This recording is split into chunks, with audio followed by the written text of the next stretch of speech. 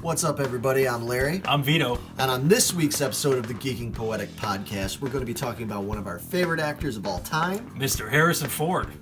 Getting into all his movies and the great roles he's done, and then we're going to talk about our top 5 favorite movies/characters, so stay tuned.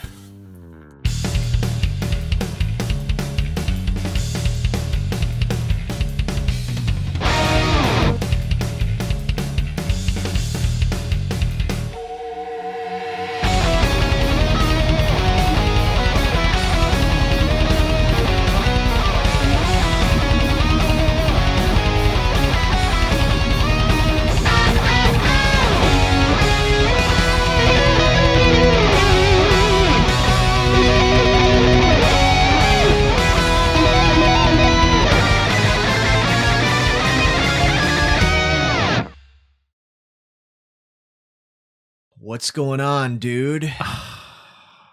Not much, guys. What is up? We are back, huh? Yeah, we are back with the second Number dos. Sekis. We have episode number 2 of Geeking Poetic podcast, which is what you're listening to right now, as if you didn't already know. I am one of your hosts. I am Larry Roberts. I am Vito Marchese. And I'm Megan Guess. And it's good to be back, man. It is. Yeah, it feels like it's been a while. I think it has been a while. It's been a while. But I can still remember the way you smell, I guess. I don't know what it is. I don't know. I don't know, and I don't care. Oh my god. Yeah. We're off to a great Oh, start. yeah. Start, guys. Again. Oh man, but yeah, so how are you guys doing? Doing well, man. Doing better. Better? Yeah, it was pretty rough for a few days there. Yeah. Still got a cough, so you might have to do a lot of editing. Yeah, 2/3 of Geeking Poetic were pretty sick Yes. about a week or two ago. Yes. Well, actually, all thirds, because I got sick too. I was a little. You and Meg had the same illness, but I had my own fucking illness of my own, you know. But yeah, everybody's doing better now, although she's still got a mean cough going Yeah, on. I'm pretty sure I got bronchitis again. Oh, my God. I got bronchitis. Ain't nobody got time for that. Fuck that. Yeah. This is ridiculous. I'm over it. I'm having great ab workout though. Yeah, from all the coughing. Right? Y'all got a cough, say fuck that. Fuck that. Fuck that. Yeah. So, I mean, we've put out a few things since the last time you heard a podcast. We've done the Avengers film review. We've done more of our silly little teaser video things. People seem to dig those. Yeah, those are, and we dig those a lot because they're super fun to make. Oh yeah. Yeah, we're not going to lie. I mean, this is all fine. I know that the podcast is supposed to be sort of like the main crux or whatever of what we're doing here, but doing those teaser videos is like the best part. Yeah. Yeah. That's I'm surprised we even get them made as much as we laugh. yeah, well, it's It's like also, 90% laughing and then it's also why it 10%. takes us so Yeah. it's also why it takes us so damn long to get shit done, you know. But yeah, man, it seems like reception's been pretty good. I think so, yeah. Pretty pleased with that, man. Yeah, we've had a lot of really good feedback. We've already got quite a few subscribers. Of course, we need more. yeah. We always need more, so We always Please. I think we need more. Yeah, we need more. So, yeah, if you're listening or watching and you haven't already subscribed and you haven't already liked and you haven't done all that horse shit, please do it. Pretty please. Yeah, see with a cherry on top. exactly. Come on, how can you turn down those please? The please of the please. Please. The please of my please. I'm totally confused now. Never mind. Boy, it's gonna be a long night. It's going to be a real long night. But in all seriousness, but to the ones who have subscribed, all of you out there who have subscribed, you have liked, I know a lot of you have commented, you've shared all that. Thank you. You guys so much. rock. Thank you. Thank you. And we are very happy about that. So Keep them coming. Yeah, Keep the keep- comments just- coming. as long as you keep fucking doing it, we won't come for you. and you got nothing to worry about. You've watched too many Harrison Ford movies. Yeah, well, He's got the point down, though. I'll tell you that. let me tell you something. I'm coming for you. Anyway, yeah, we have watched and read about, and we've done a lot of research for this one. We upped our game on this one. Yeah. I think. Yeah, well, we should say, obviously, she kind of gave it away. And if you didn't figure it out from the polls that we did and from the teasers pictures and all that kind of stuff, that the subject of our podcast tonight is Mr. Harrison Ford. Oh, yeah. Oh, yum. Yeah, exactly. He's Yummy, yum, yum. Yeah, we all agree that he's a badass. Megan, she likes him old, so she's all about it. He's good at any age. I don't care what. Yeah, so. I'll take him anyway. Wow. And suddenly this just got slightly hard R-rated, you know? Wow. Can't help it. Sorry. Just what he does to me. Oh. Just let me keep talking. This is why I didn't talk last time. No, everybody. In fact, getting back on the subject of people and their feedback and all that stuff. Yeah, you know, we've had a lot of good feedback and a lot of constructive criticism. Thank God, most of it's been constructive at this point. But the one thing that the people I talked to agreed with is that less of me gabbing on, and more of you two talking. So I'm going to put more pressure on you two fucks. See, I'm getting gypped here because I just signed on for this whole thing because I was going to get to sit back here and be quiet. You didn't read the Listen fine to print you when you two. signed the contract? Yeah, I missed all that shit. You got Megan, you got to guys- read contracts before you sign them. Totally gypped me. And I don't think I I signed mean, a Larry, if contract. we know anything about that, I mean, Oh, my Oh, God. man. Yeah, this is the wrong podcast for that. If we were going to start talking about music industry shit and everything right now, oh boy, people, let me tell you. All we got to see is our lawyer's working. He's working overtime. He's taking care of business. Yeah. Hey, Chip. How you doing? How you doing, Chip? You're doing great work. Thank God. way for to go, you. dude. Thank God for you, because boy, oh boy, we are at a cesspool of legal horse shit. The music industry sucks, folks. Yes, it does. And if by any chance anybody knows the people who have put us in that position, you can fucking tell them that fuck you. We ever see you on the streets in the You're mean dead. You and your family.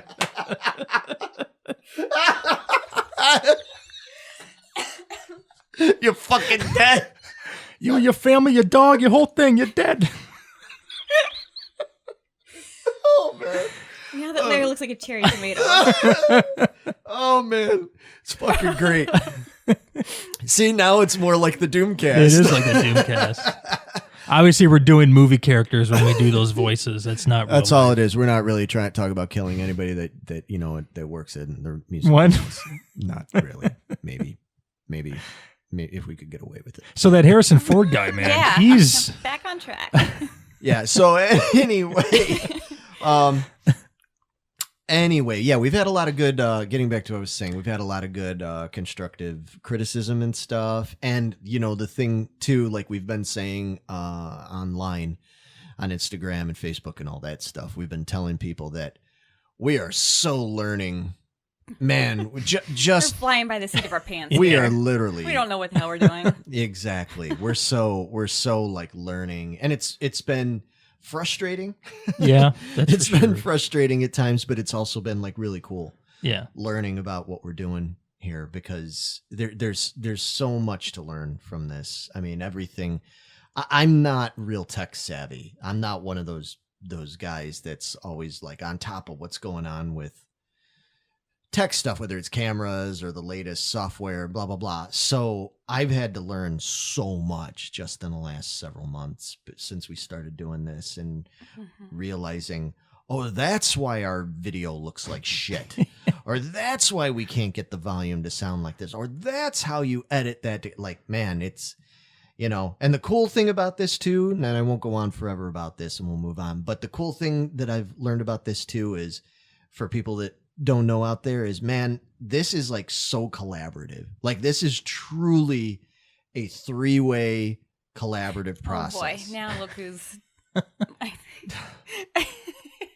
Megan, get your mind out of the gutter. I can't help but the topic. You got me staring at all these Harrison Fords.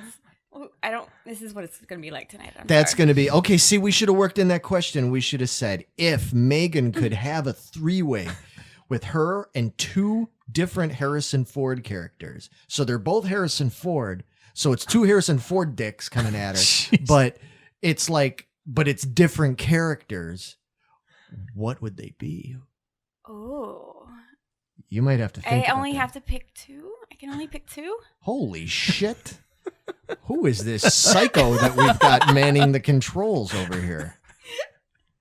Wow. Ladies and gentlemen, I apologize for the rather blue direction that this podcast has taken already in the first 10 minutes of the show. But yeah, you know what? We'll get back to maybe. I'll think on that. Yeah, let's get back. I know one, but I'm trying to pick the other one. Okay. Yeah, I'll be curious. It doesn't have to be about, doing the nasty either. It could just be like, which 2 Harrison Ford characters? Like, imagine you're the Bachelorette, right? Okay. And you come down and it's like the end of the season. I've honestly never watched that piece of shit show, okay? But I've watched enough. Should know a lot about it. For well, some I've watched enough kind like fishy. Access Hollywood or whatever, or fucking entertainment tonight. Yeah. Da, da, da, da. I've watched enough of that to know generally about it. So if it's like at the end of the season and you're the Bachelorette and you've got it down to 2 dudes and they're both Harrison Ford characters, right? Uh-huh. And you have to like give the rose or whatever the fuck it is they do on that show. Give the rose or whatever to one of them. Like, which 2 dudes would it come down to? You need to think about this a little bit. Yeah, I know one, but I'm having a hard time with the second one. All right. Well, maybe as we talk about the characters in the movies and stuff. Yeah, maybe it'll jar me to. Yeah. There we go. Maybe your passion for your movies you choose will incite my Or- passion or- for Harrison Ford. Or your passion, maybe, because the one thing we are going to do differently in this episode is this is going to be a 3-person, not going to say 3-way, 3-person, whatever, discussion. Unlike the Stephen King, where it was basically you and I, we have all 3 of us picking our top 5 Harrison Ford movies / characters. So it's not just about what movie, or whatever. It's got to be like Harrison's contribution to that movie, as well as being a kick-ass movie. Because there's some movies that are really kick-ass, but like, say, just off the top of my head, say something like Apocalypse Now. Like he's in that. Apocalypse Now is like, I love that movie. It's an incredible movie. That could be a whole episode unto itself. But I mean, truth be told, Harrison's role in that was so minor. It's like throwing that into my top 5 would just be kind of bunk because, I think he's in it for like 5 minutes or something like that in a very small role. So that it's got to be something more where it's like his role in the film More substantial. was more substantial and also just really good. Like it stood out, in addition to the film being great, because one of my choices, he is playing in my top 5. He does play a more minor role, but I feel like his role in that movie is like very important, and the way he plays it and everything, the movie wouldn't be the same without it. I can't necessarily say that about like Apocalypse Now. You know what I mean? So Yeah, I have one of those too. yeah. So that just letting everybody know that's how that's gonna play out and everything.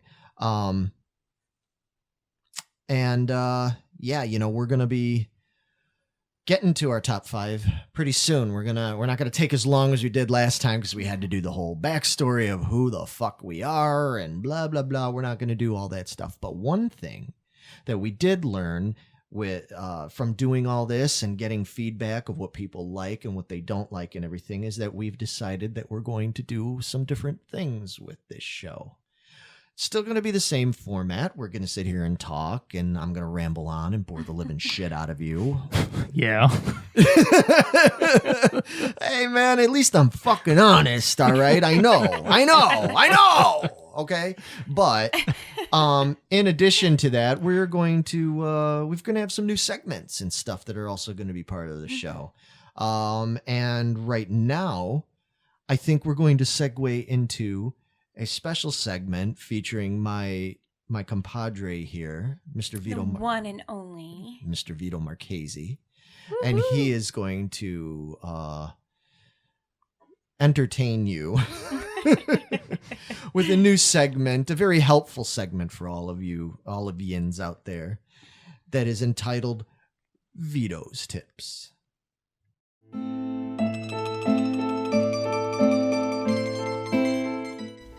So, I hear you're looking for a tip, huh? Well, I got a tip for you.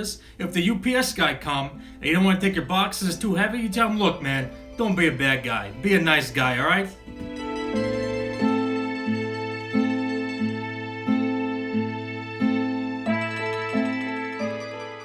All right, man.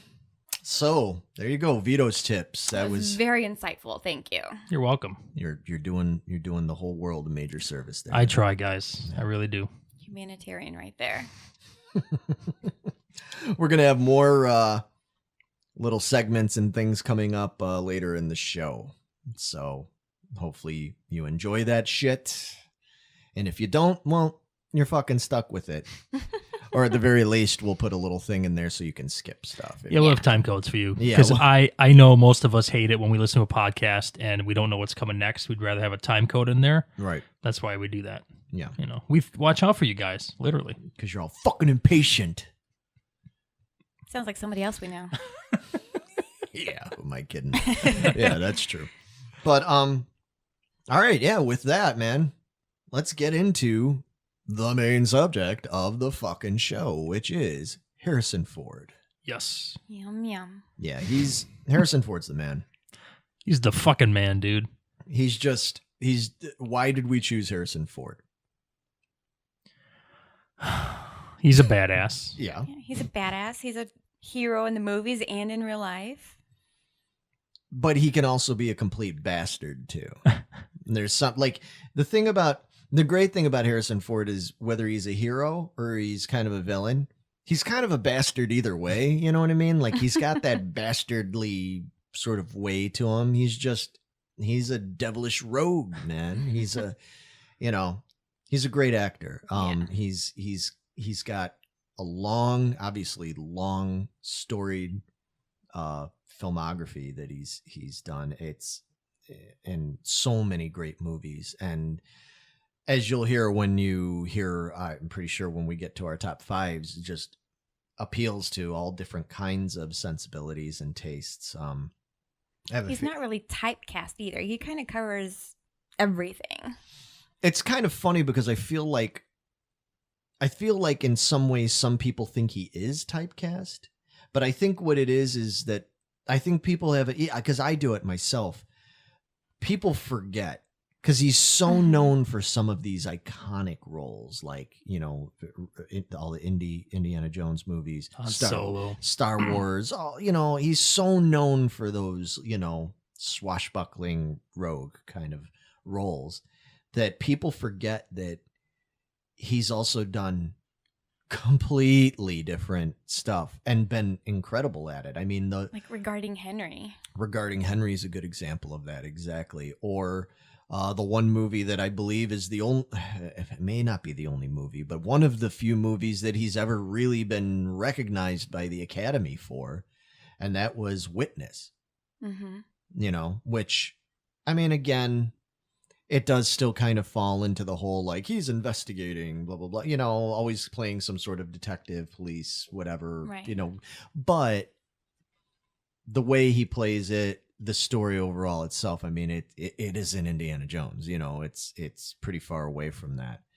And he's done romantic roles. He's Tons of romantic roles. But yeah, he's actually done quite a few romantic roles because, as we demonstrated earlier, he gets it on with the ladies.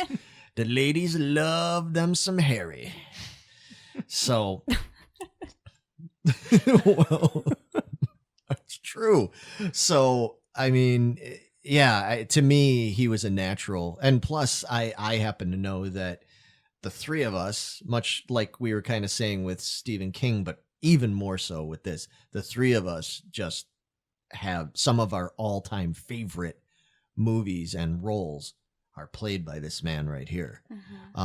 So, yeah, Harrison Ford just seemed a really apropos subject for our second episode. Yeah, he was a good pick. Yeah. So, I don't know. What more do you want to say about him? I mean, Megan, you're sort of like, I don't want to say the Harrison Ford expert, but you kind of know a lot about him and stuff, obviously, because you have all these like fantasies about him, hidden fantasies and things. And am I outing you? I'm not outing you. You fucking outed yourself, Yeah, I kind of did, didn't I? Mm-hmm. Yeah. You're up Schitt's Creek now. Yeah, with you're that. just going to keep throwing it at me, and I want to get distracted and start daydreaming. And I'm not going to talk again. I want to get in trouble. You're going to do that anyway. Well, I mean, I know he started out, in addition to acting and stuff, because you were telling me about it earlier, and some of it I didn't know. I mean, I knew that he was a carpenter and he had done work on things like, that's kind of how he got into Star Wars, wasn't it?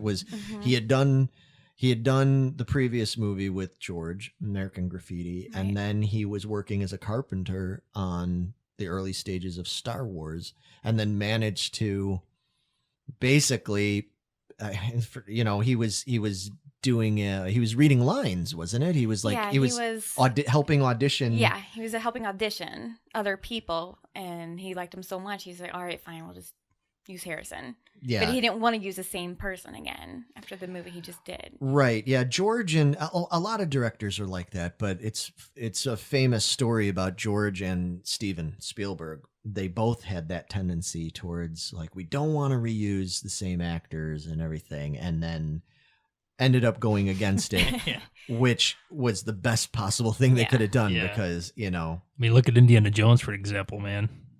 Well, yeah, like I said, we'll get into that. But I mean, people like Richard Dreyfuss, having been in Jaws. I was in Jaws. Yeah, I was in Jaws. Yeah, and being in Jaws, and then Spielberg didn't want him to be in Close Encounters. And then it was kind of the same thing. And thank God, because he was wonderful in Close Encounters and everything. But that's a whole other episode we'll get into. But the same idea. So, but you told me an interesting tidbit earlier. He was a cameraman for The Doors for one of their documentaries. Is that shit. what it was? No Mhm. shit. Yep. That's He was- cool. Because I'm a huge Doors fan. I had no idea there was like. Yeah, because you were just talking about some documentary that I needed to watch. Mhm. What was that Well, called? no. Well, yeah, I was Or saying is that. it something else? Well, yeah, yes and no. I was saying that because Megan, speaking of outing you again, Thanks. I I don't know I'm not- shit about music. well, you do. The thing about Megan is she doesn't know shit about a lot of different. Like she can be all like into say like something like Iced Earth, which she is. Yes. She digs like shit like Iced Earth, and then you might automatically assume, oh well, then you probably know like all the Blind Guardian or whatever, and she'll be like, fuck no. Hey, that's perfectly good because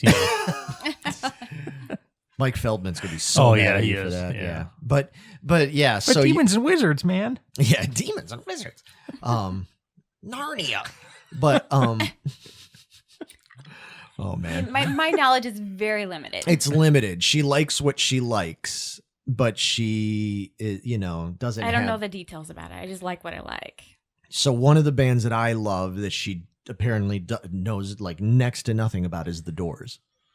I love the Doors. Well, you don't know much about the Doors either. Don't like that band. You don't like anything. It's funny. It's ironic. You've got one of the greatest actors in human history, and then one of the worst bands in human history, like teamed up together. How does that work?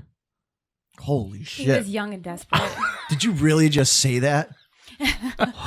Oh my God. Larry's gonna end up coming over the table at you. You just said the Doors are one of the worst bands in human history, Vito. I did. Oh. Sorry, guys. I don't get it. Oh wow. Yeah. Wow. Okay.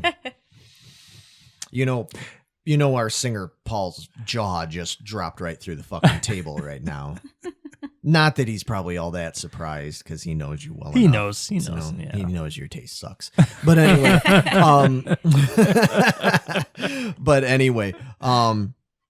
she doesn't. I was talking about it, and she doesn't know anything about the Doors. So I was telling her, oh yeah, well you need to watch this documentary, and you need to see the Oliver Stone film, even though that a lot of that's a fabrication. And Val still, Kilmer, right? yes, Yeah, okay. it's still a good movie, and it's still a good way to kind of get exposure to them and everything.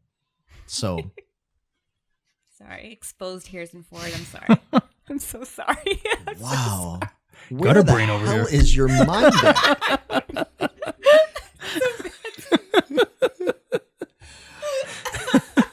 See, folks, for all you people that thought you listened to the first episode and you're like, oh, this is pretty chill and it's pretty, these guys are pretty, oh my God. Now we're confident what we're doing. So Now you're like, you're roped in, Now you're man. in for it. Oh man, now you're going to see the real us. Okay, I'm back. And apparently, I digress. Megan's a freak. She does a freak. Who knew? Who knew?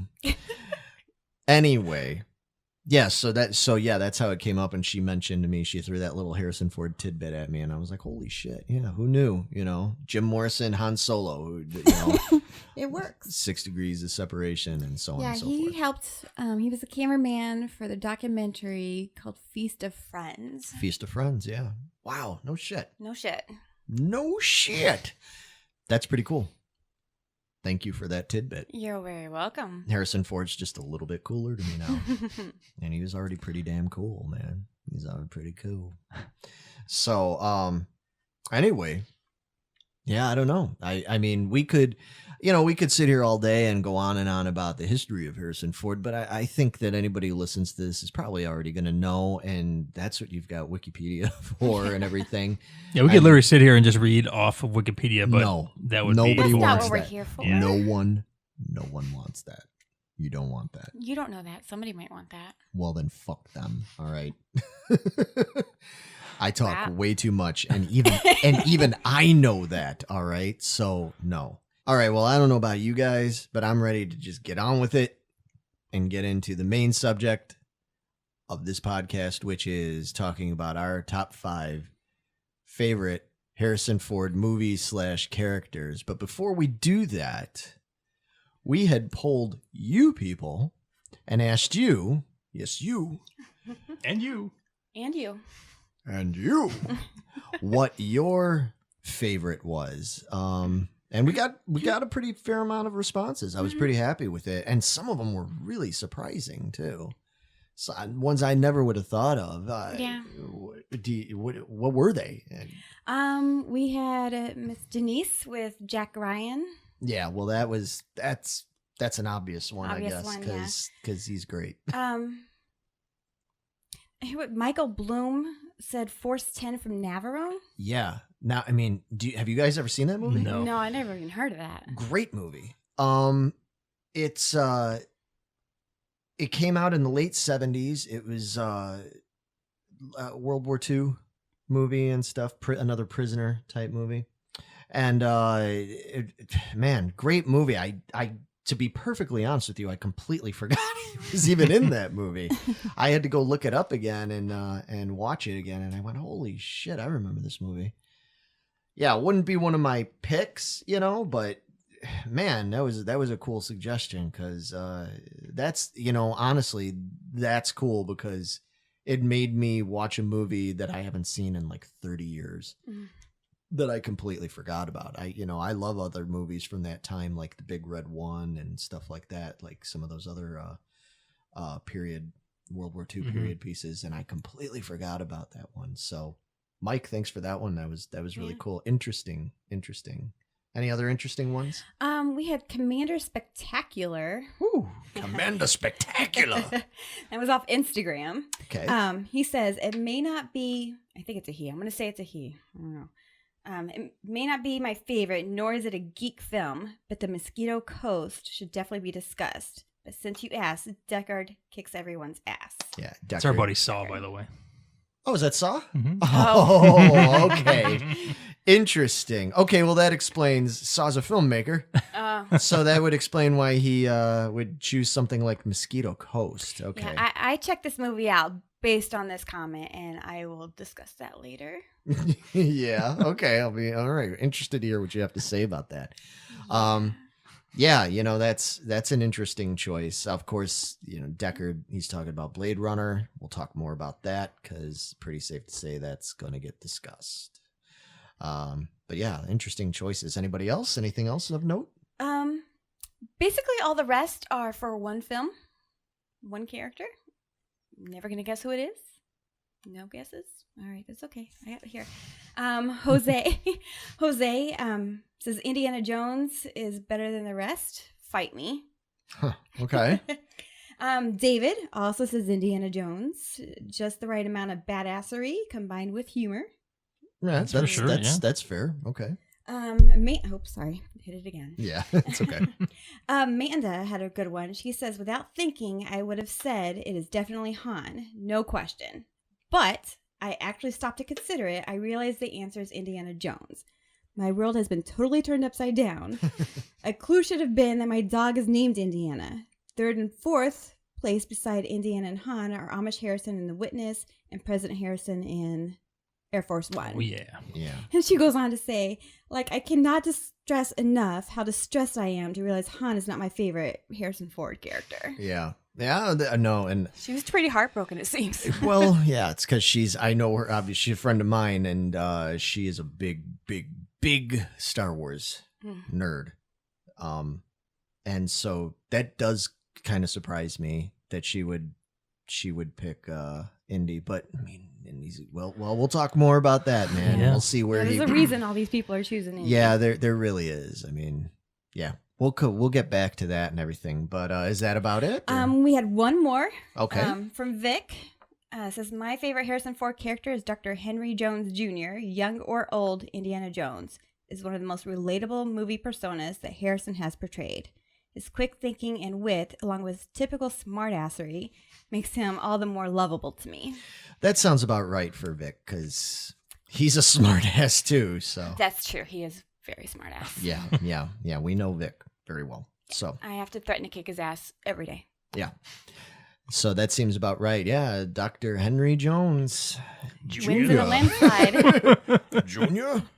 Yeah. So okay. So it seems like it's some cool and yeah, we had everything from Mosquito Coast. Witness was mentioned, of course. Han Solo, Jack Ryan. And some of them piqued our interest. That made us check them out. And It did, and that was awesome. So Yes, thank you, thank you. folks. Thanks, guys. Thanks for participating. I'd like to tell you get some kind of prize, but we're broke. We ain't got shit. We still got to buy stuff for this podcast, man. Yeah, so that's where that's at. Yeah, so I'm sure we'll be doing that kind of thing more often. So thanks for yeah, participating. keep eye out for the next one. Exactly. Yeah, and we will possibly read your comment live on the show. I guess it's not live because you people don't hear it till later. It's live enough. It's live to us. It's fucking live to us. You hear that shit? Anyway, so all right, man. Cool. Are we about ready to start getting into it? I think All right, so. let's do We're it. gonna get down on it. Oh, yeah. Oh yeah. All right. Here we go. Hey, Vito here. Thanks for checking out the newest episode of the Geeking Poetic podcast. If you like what you see, make sure you click one of the links below and give us a follow. Make sure you leave a comment, hit that like button, and subscribe. And make sure to check back soon for more content. Now, back to the show. Bye. Ladies and gentlemen, before we get into the top 5, they're gonna be like, "Come on, do it already, Guys, you guys dude." keep teasing us me. for it. Jesus. Well, we're a bunch of That's what we teasers. do. We are teasers, aren't we? Yeah. Especially this one over here. Sorry. Sorry, not sorry. Well, speaking of this one over here, we have yet another segment that we're going to introduce to you people that is going to be pertinent to the subject and pertinent to her little fascination that she has with Mr. Ford. By Calvin Klein. Yeah. Or in this case, by Harrison Ford. Yeah. Well, I was trying to just make it fascination. You once again outed yourself that you're a psycho stalker, apparently, or something. Can't help it. Yeah. Harrison Ford and Chris Pine. Oh my Watch gosh. out, guys. Both played Jack Ryan. Yeah. That's true. Yeah. Mm-hmm. Yeah. Huh. Oh yeah. See a pattern developing here. Yeah. Those motherfuckers are in clear and present danger, apparently. They sure as fuck are. Megan is the sum of all fears. Anyway, we're going to introduce to you a new segment that is entitled Megan's Life Lessons.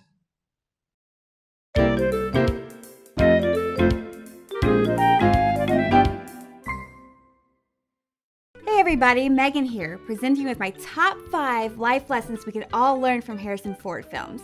These are good ones, so pay close attention.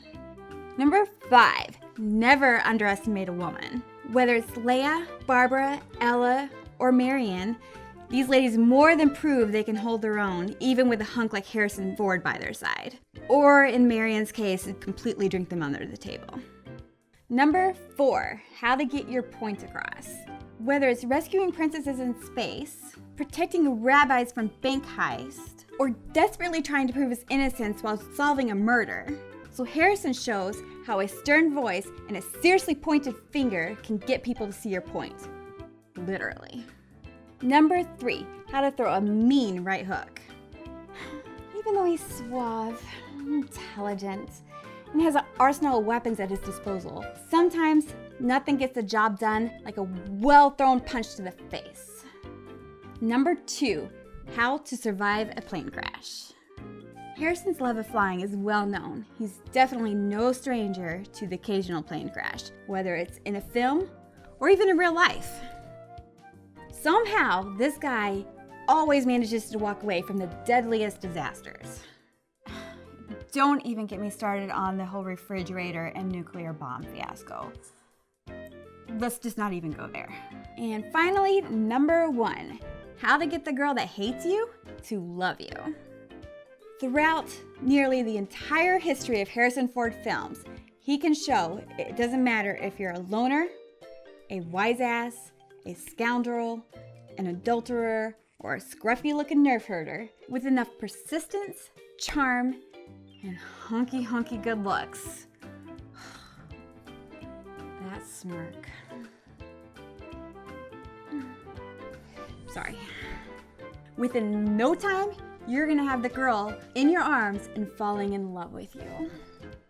Well, they might still end up despising you and smacking you now and then, but you're gonna get some good smooching in for sure.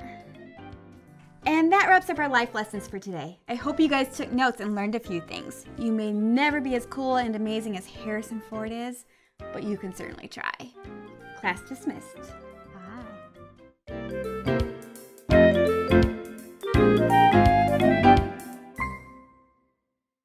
And there you have it.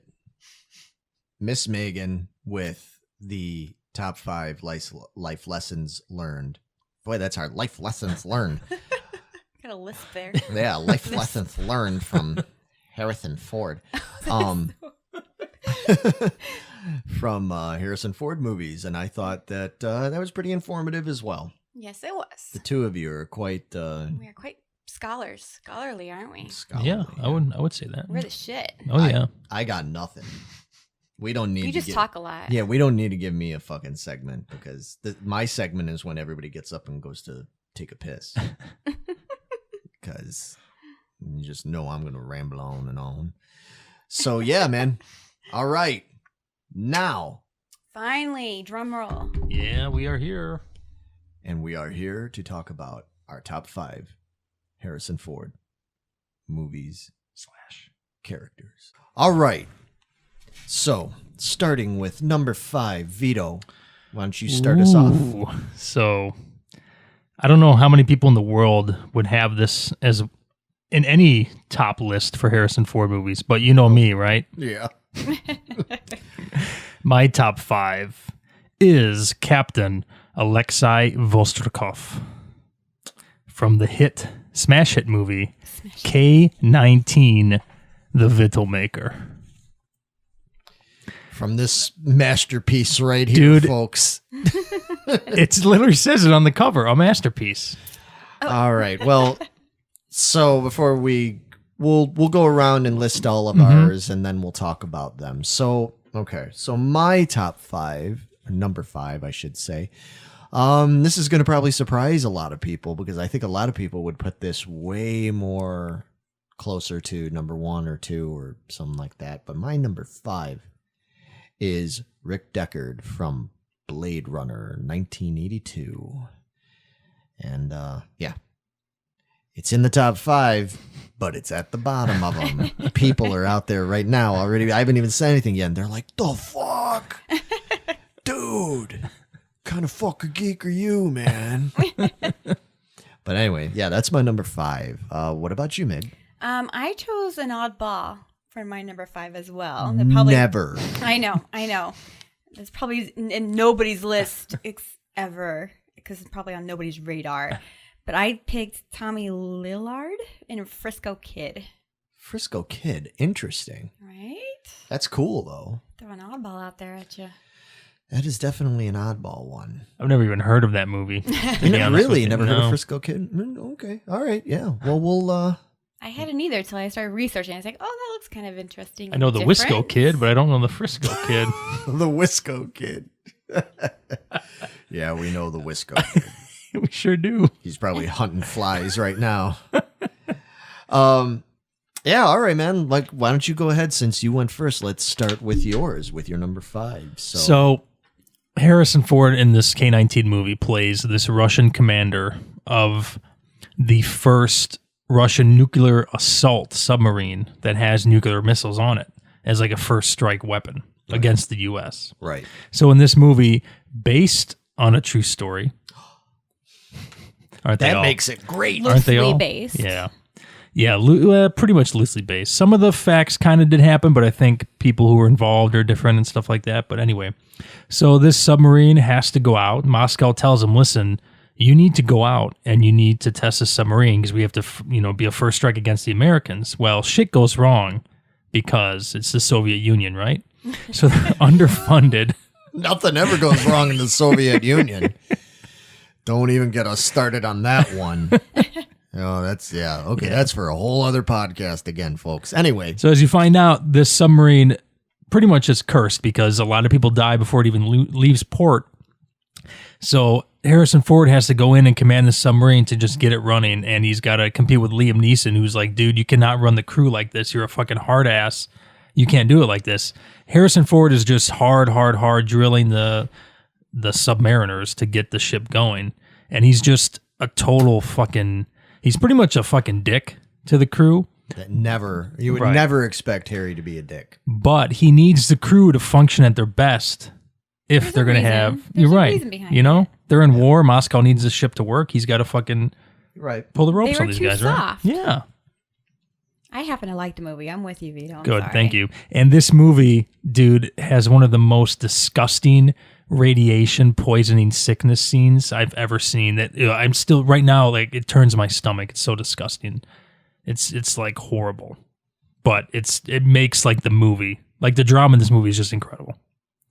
Nice. Worse than Spock in Wrath of Khan going into the warp drive or whatever that is. There is it's more gruesome than that. Yes. Yeah. Absolutely. More gruesome than Christopher Pike and the Delta Rays in the menagerie and all that. Worse than that. It's very, very bad. Yes, I would say so. Does the dude die from it? A bunch of the crew die. Yes. Oh, okay. Harrison does not. He makes it to the end. Well, spoilers, but yeah. Well, I mean, okay. Again, yeah. I guess These we are didn't. old movies. I guess Maybe we you're didn't. right. We always have to say that because there's all these fucking twerps out in fucking internet land. There, it's like, you didn't tell us there was going to be spoilers. It's like, dude, come on. It's an early 2000s movie. I'm sure you've probably seen it. Well, And if you're not, you're probably not going to see it anyway. well, don't say that because I They can might think of. see it now. Yeah, there's some people that might see it now, and you fucking ruined it. for Sorry. me. You ruined that shit. Well, it's Harrison Ford. You know he's going to make it to the end in every movie he's in, right? Oh, wait. No. And then there's The Force Awakens. Anyway, okay, but yeah, no, that's cool, man. I mean, all right, go with it. I will. No, it sounds cool. That definitely sounds like, from what I know of you, that's right up your alley. Oh, yeah, man. Bad accents and all. Yeah, the accents aren't the best. See, that's the main thing I had heard about this movie was just like, dude, the accents and everything just takes you right out of it. So, It takes a while to get used to it. yeah. But I pushed through it. I made it through it. And I liked the movie. Okay. There you go. All right. Well, there it is. All right. I guess it Back wasn't and so. Vito up on this one. Thank you. All right. There you go. Yeah. We'll fuck with both of you. No. Seriously. Yeah. It sounds cool. I definitely, like I said, I haven't really watched it, but that sounds pretty interesting. So I'm probably going to check that out now. If it sucks, I blame you. No, no. Yeah. At least it's not Carnosaur 6 Dude. or whatever. They only made 4 of those. Oh, sorry. My 5. Well, it's not really a Carnosaur movie, but they just used footage from it to make, it's Roger Corman, man. Yeah, exactly. Oh, we'll get into Roger Corman Oh, yeah. someday. We were talking about that one too. Yeah, Roger Corman will be a subject on this. How can it not be? Whew. Anyway, all right. So, my number 5, Deckard, Blade Runner. I mean, what is there to say about Blade Runner? Anybody that knows about it, knows that this is one of the all-time cult classic sci-fi movies. A lot of people consider it to be, there's some people that consider it to be the cult classic sci-fi movie. I mean, movie was expensive as fuck to make in the early 80s. And you guys weren't even around. Well, you were around, but you weren't going to movies yet. I was around. I'll shit my diapers, I think, right? Yeah. Probably, yeah. 82. Yeah, Yep, I was yep. literally just born in 82. Right. so, And you were just kind of toddling, wobbling around Yeah. there. Yeah. I was just potty training. Yeah. No, I was already getting older. in college and stuff. Jesus Christ. Don't age me that badly, but I was old enough to remember the movie. I bought the comic books. The comic books right here, actually. In this comic book right here in this case, folks. You can't really see it right now. Maybe we'll cut to it or something like that. This Blade Runner #1, it's in really really shitty condition. But this is the actual Blade Runner comic book I bought from a 7-Eleven, which is a store. I'm sure most of you know that. When I was a kid, when it came out, this exact one, I've had it all these years and stuff. Read it. Even though I put this in my top 5 now, this would not have been in my top 5 back then because I didn't understand a fucking thing about it. I did not understand this movie. Obviously, I understand it much better now, but it was, I was in single digits still, folks. I wasn't like a teenager or anything yet. And it was just over my head. It was so... That seems a little dark for a single digit kid. Yeah, well, it was. I wasn't expecting that, because I knew Harrison Ford. Blade Runner. So? That doesn't sound dark to you? That sounds fucking badass to me. Is what He's it running on Oh, all blades. right. I mean, come on. All right, I can see You that. know, when Was he you're... an ice skater or something in this one? Did you come Wow. A samurai. Jesus. Yeah, no, I mean, that's the thing. I didn't... And that's what took me by surprise because, of course, I knew him from Star Wars. I knew him from Indiana Jones, et cetera, et cetera. And then I get this movie and it's sci-fi and it's, there was, at the time I read magazines, there was a magazine out called Starlog. It was a very well-known sci-fi fanzine magazine thing in the 70s, 80s. And they were talking about it all the time. This movie's coming out. It's going to be amazing. And it was based on Philip K. Dick. Yeah. On his stuff. Oh, okay. Even though I didn't really know about Phil. I knew of him, but I didn't, all I knew was that it was supposed to be amazing. And then I see this movie and I'm just like, Okay, all right, yeah, it's kind of weird. These people are human, but they're not human. There's this guy with this big jar of floating eyeballs and named Sebastian, and I don't, and the chick from Splash is there, but she's like flipping all over the place and acting real weird, and she's painted up like she's in some sort of fucked up new wave band, and he's kind of like, Deckard is sort of like a really old, like an older Han Solo that's like on depressants or something like that. Like, of course, as I got older, especially once I became a teenager and I watched it again, I watched it and I started to really get into it and the mood. And I mean, that movie was so ahead of its time. It's a cliche to say, but it was fucking ahead of its time. I mean, you watch that movie now and it doesn't seem old to me. Unfortunately, you can watch Star Wars, you can watch some of these other ones, and you're like, oh yeah, it's to some degree, it's of its time, even though they are timeless. Mm-hmm. But Blade Runner is like, holy shit, this is like something I would watch now, and for that reason, and he's just like Saw said in the comments, the viewer comments earlier, he was a badass. There's, he was kind of cold.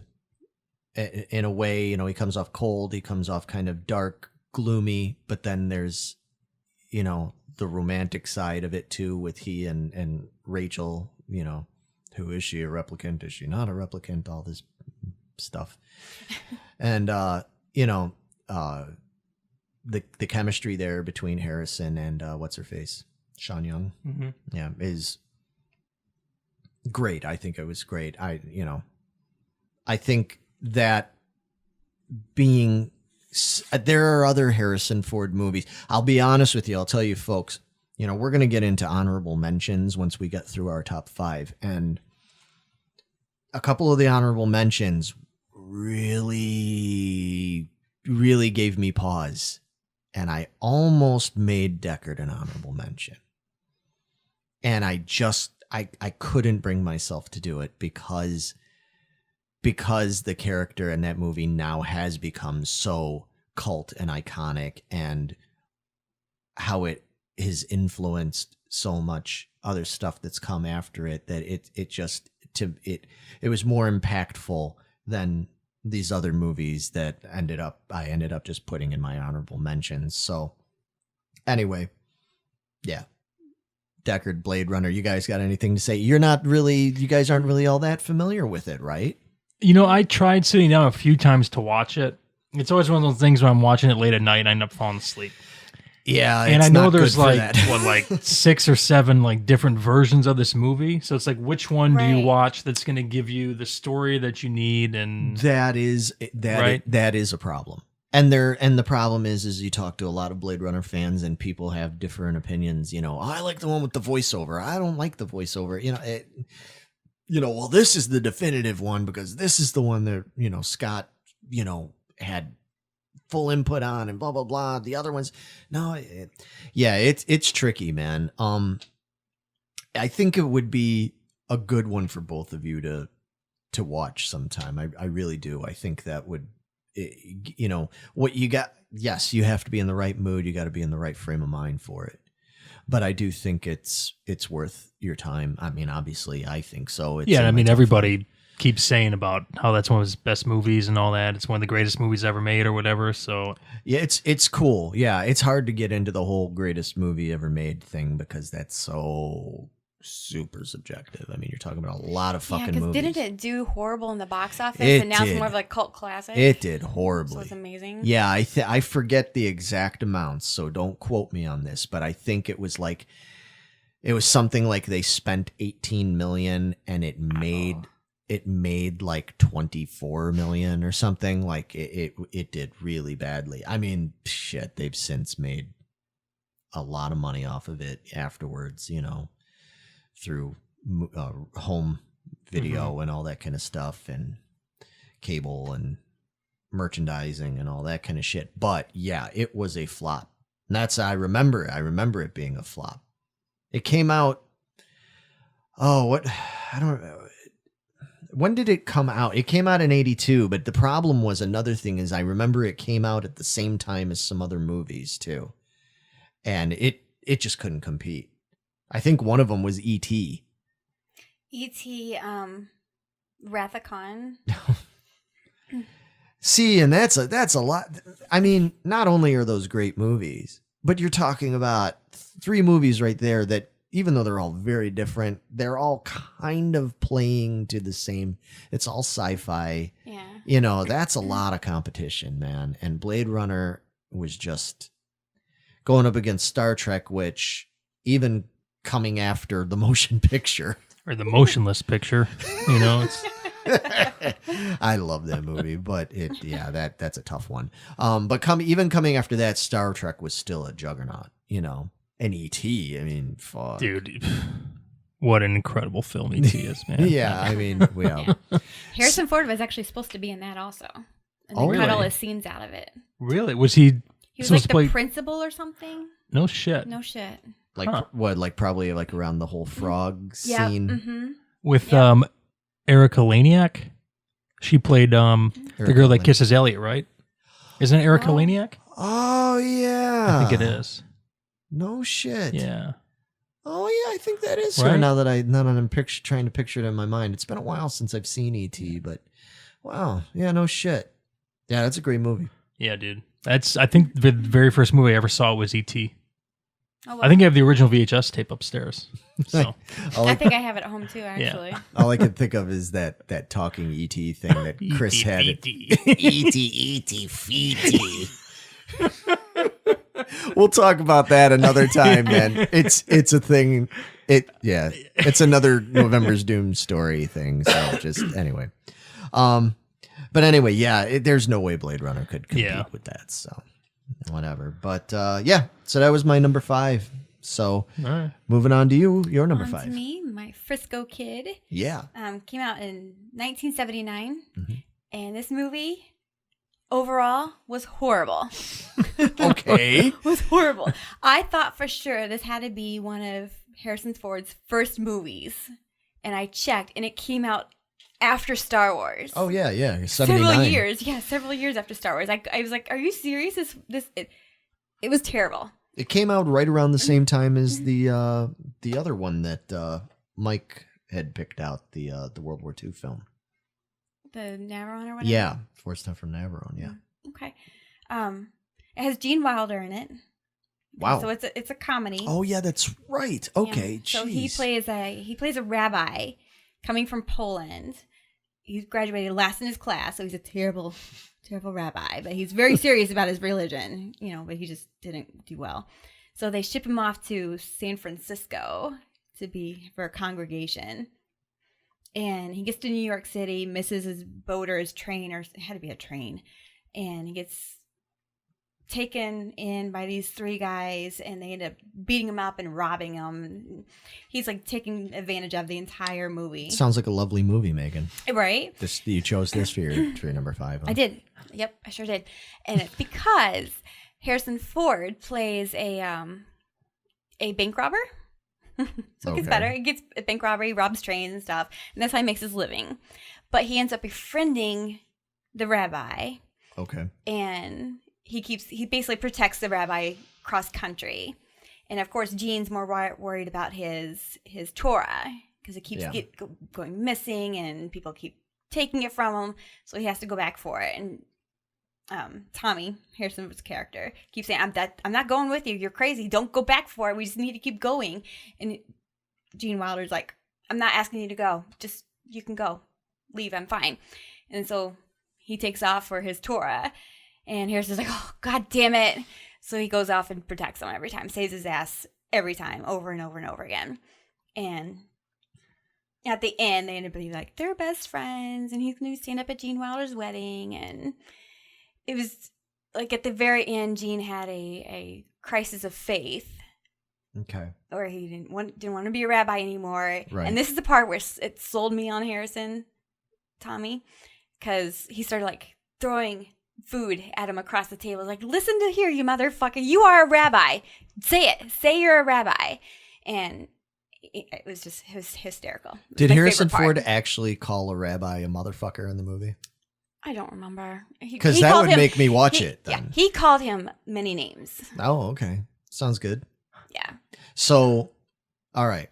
So Han Solo is a bank robber, and Willy Wonka is some kind of fucked up, like really bad rabbi. Yeah. And it's It'd be awesome if Harrison Ford turned into a rabbi, and the rabbi turned into the bank robber, and there was like a shoe on the other foot scenario. Yeah, a bit of the old flip flop, eh? The old switcheroo. Yeah. Yeah, one time Harrison robs a bank and Gene Wilder doesn't realize he's being an accomplice to a heist. Nice. That And sounds so about then right. they get chased by a posse, a lynch mob and stuff. But of course, he robs it on a Friday. And Gene Wilder won't ride on a Saturday. So that he's like, come on, get on the fucking horse. We gotta go. Don't you understand? He's like, what's different from this Saturday from the other Saturday? He's like, there's a fucking lynch mob chasing us. Get on the horse.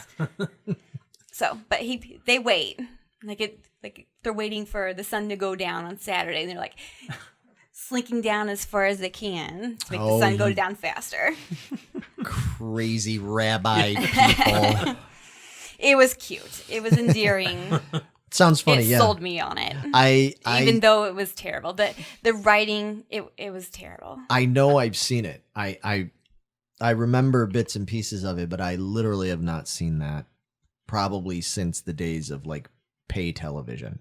And I don't mean cable television, folks. I mean pay television. Some of you out there are going to know what I'm talking about. Other people are going, what the fuck are you talking about? Used to be a thing that before we had cable, there was these services. One of them was called On TV, and another one was called Spectrum. We ended up having both at one time or another, but it was literally one channel. So it'd be like just getting HBO or something like that. Mm-hmm. And you paid for it every month. You had to have this big honking box on top of your TV set that would, with one big ass knob, you would turn on, set your TV to channel 44 or whatever it was, and turn the knob, and then you'd get all these movies and stuff, and they were like, newer movies. And I distinctly remember Frisco Kid being on there and seeing bits of it, because of course, once again, when you're a kid, especially back then, if it was actors that you knew from something you liked, you know what I mean? Like a Harrison Ford, and I knew who he was and everything. And then you'd see some other, and then I knew Gene Wilder from Willy Wonka. I knew him from, sadly enough, I was way too young for this, but I knew him from Blazing Saddles and everything, So I remember being like, oh man, it was cool. Willy Wonka, Han Solo, and just watching him being like, fuck, because I didn't know it. I didn't even know what rabbis did. I didn't understand the whole concept, about as much as I knew about bank robbers was like the whole Jesse James story on the episode of the Brady Bunch. You remember that? Jesse James shot and killed my grandfather. It's like, you ever watch Brady Bunch? Not really. Oh, missing out. Girl, you missing out. That shit was cool, man. Mrs. Brady was fucking hot. she was. Florence Henderson. Florence Henderson was Fuck awesome. yeah. Another closet freak.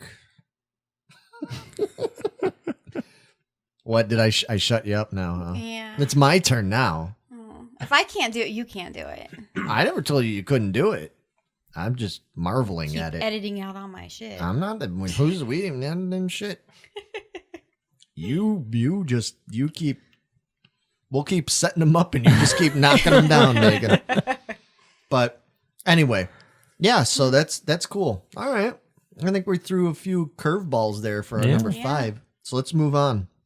Number 4. So my number 4 is Dr. Richard Kimball from the smash hit 1993 movie, The Fugitive. Nice. That is a good choice. Fuck yeah, it is. Yeah, that's a good choice.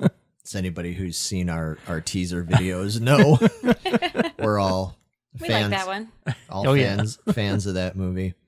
But that does not match my number 4. My number 4 is my slight curveball, I guess. A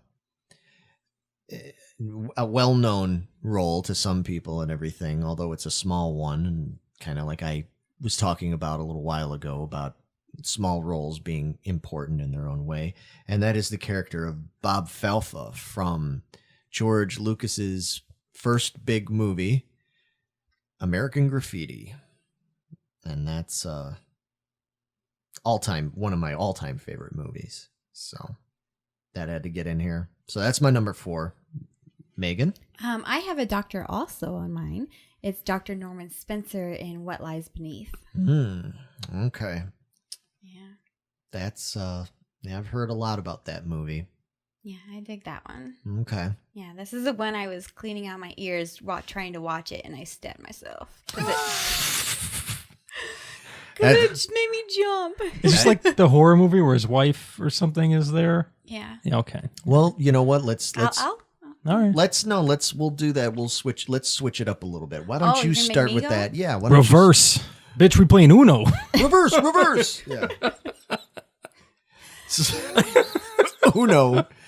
Vito. Yeah, throwing that reverse card down, bro. All right. Well, you draw 4 while we let Megan talk about. Yeah. Why don't you go ahead and start this time? All right. And talk about. This is a 2000 film. Mhm. Having Michelle Pfeiffer as his wife, Claire, and Amber Valletta played the mistress, the girl, the missing girl, really, Madison, who she also happened. I thought I recognized her, and she was Lydia in Revenge, which you guys probably did not watch. No. And what No. was it? Revenge. Revenge. No. Yeah, it was a fairly recent show, so I really dig that show. Okay. So I recognized her from that. But big spoilers here. This is the one. His wife, Michelle Pfeiffer, kind of started seeing things when their daughter went off to college. And usually with water and everything like that, she thought that her neighbor was killed. Her husband killed her. And then it turns out that he did. She was just away. She left her husband and then she came back. But it turns out it was this other girl, Madison, who disappeared. She's like, "Who are you? What do you want?" And he's like, "You know." Or like, "What do you mean you know?" But I guess she was in some kind of car accident where she lost a lot of her memory. Okay. So she couldn't really remember from a year ago. So it kind of pieces together as time goes on. And it turns out that she was the mistress to Harrison Ford's character. Okay. And so he kept giving her stories like, she came and tried to threaten you and the daughter, and she killed herself. I found her here, and I took her body away. And then it escalates from there, and she keeps digging, and it turns out that he was the killer. He's like a psychopath, or in the beginning, he's like the loving husband, and you believed him and everything. And then it turns out that, no, he's just playing everybody, and he's a psychopath. So what made you choose this one to be your number 4? Because I thought it was such a different role from him. He usually doesn't play the full-on villain. Okay. Where he was the bad guy. Like, he actually attempts to kill his wife, I think, because she Right. found out. And he killed his mistress because she threatened to take him to the dean. So he's just full-on bad guy in this one, which you don't Sounds interesting. really see a lot of from him. Right. And they had a whole bunch of jumpy scenes that obviously got me. So, but that's why I chose this one, because he was a bad guy, and it was an interesting role for him, I thought. Yeah, I've heard a lot of mixed Yeah. reviews, mixed opinions, where some people seem like you to think pretty highly of it, and then other people just really disliked it for some reason. Yeah, like they didn't buy into his character being, they didn't like the way he did it, and they didn't buy into that he was really a bad guy, but I did. Okay. I thought he did it really well. He was really creepy at times, like, ooh, that's kind of weird. Cool. So that's my number 4. All right. Yeah, that's a pretty cool choice, actually. Yeah, I'm intrigued to see that movie now. Yeah, you Even should. though I know what happens because you fucking ruined Well, it. you like spoilers anyway, so whatever. That is true. Yeah, we established that. I'm not big on surprises. Fuck surprises. I want to know what I'm in store for so I don't waste my goddamn time. See? Yep. So cool. Thanks for that. You're welcome. All right, Vito, how about you? Oh, we're going this way. Yeah, we'll go that way. Okay, we're going this way. Yeah, I threw down the other reverse card. I now it's gotcha. back on you. Meanwhile, Double I got to time. draw too. Yeah, so Dr. Richard Kimball. So this movie, seriously a masterpiece. If you've seen the teaser, you know it's a masterpiece. But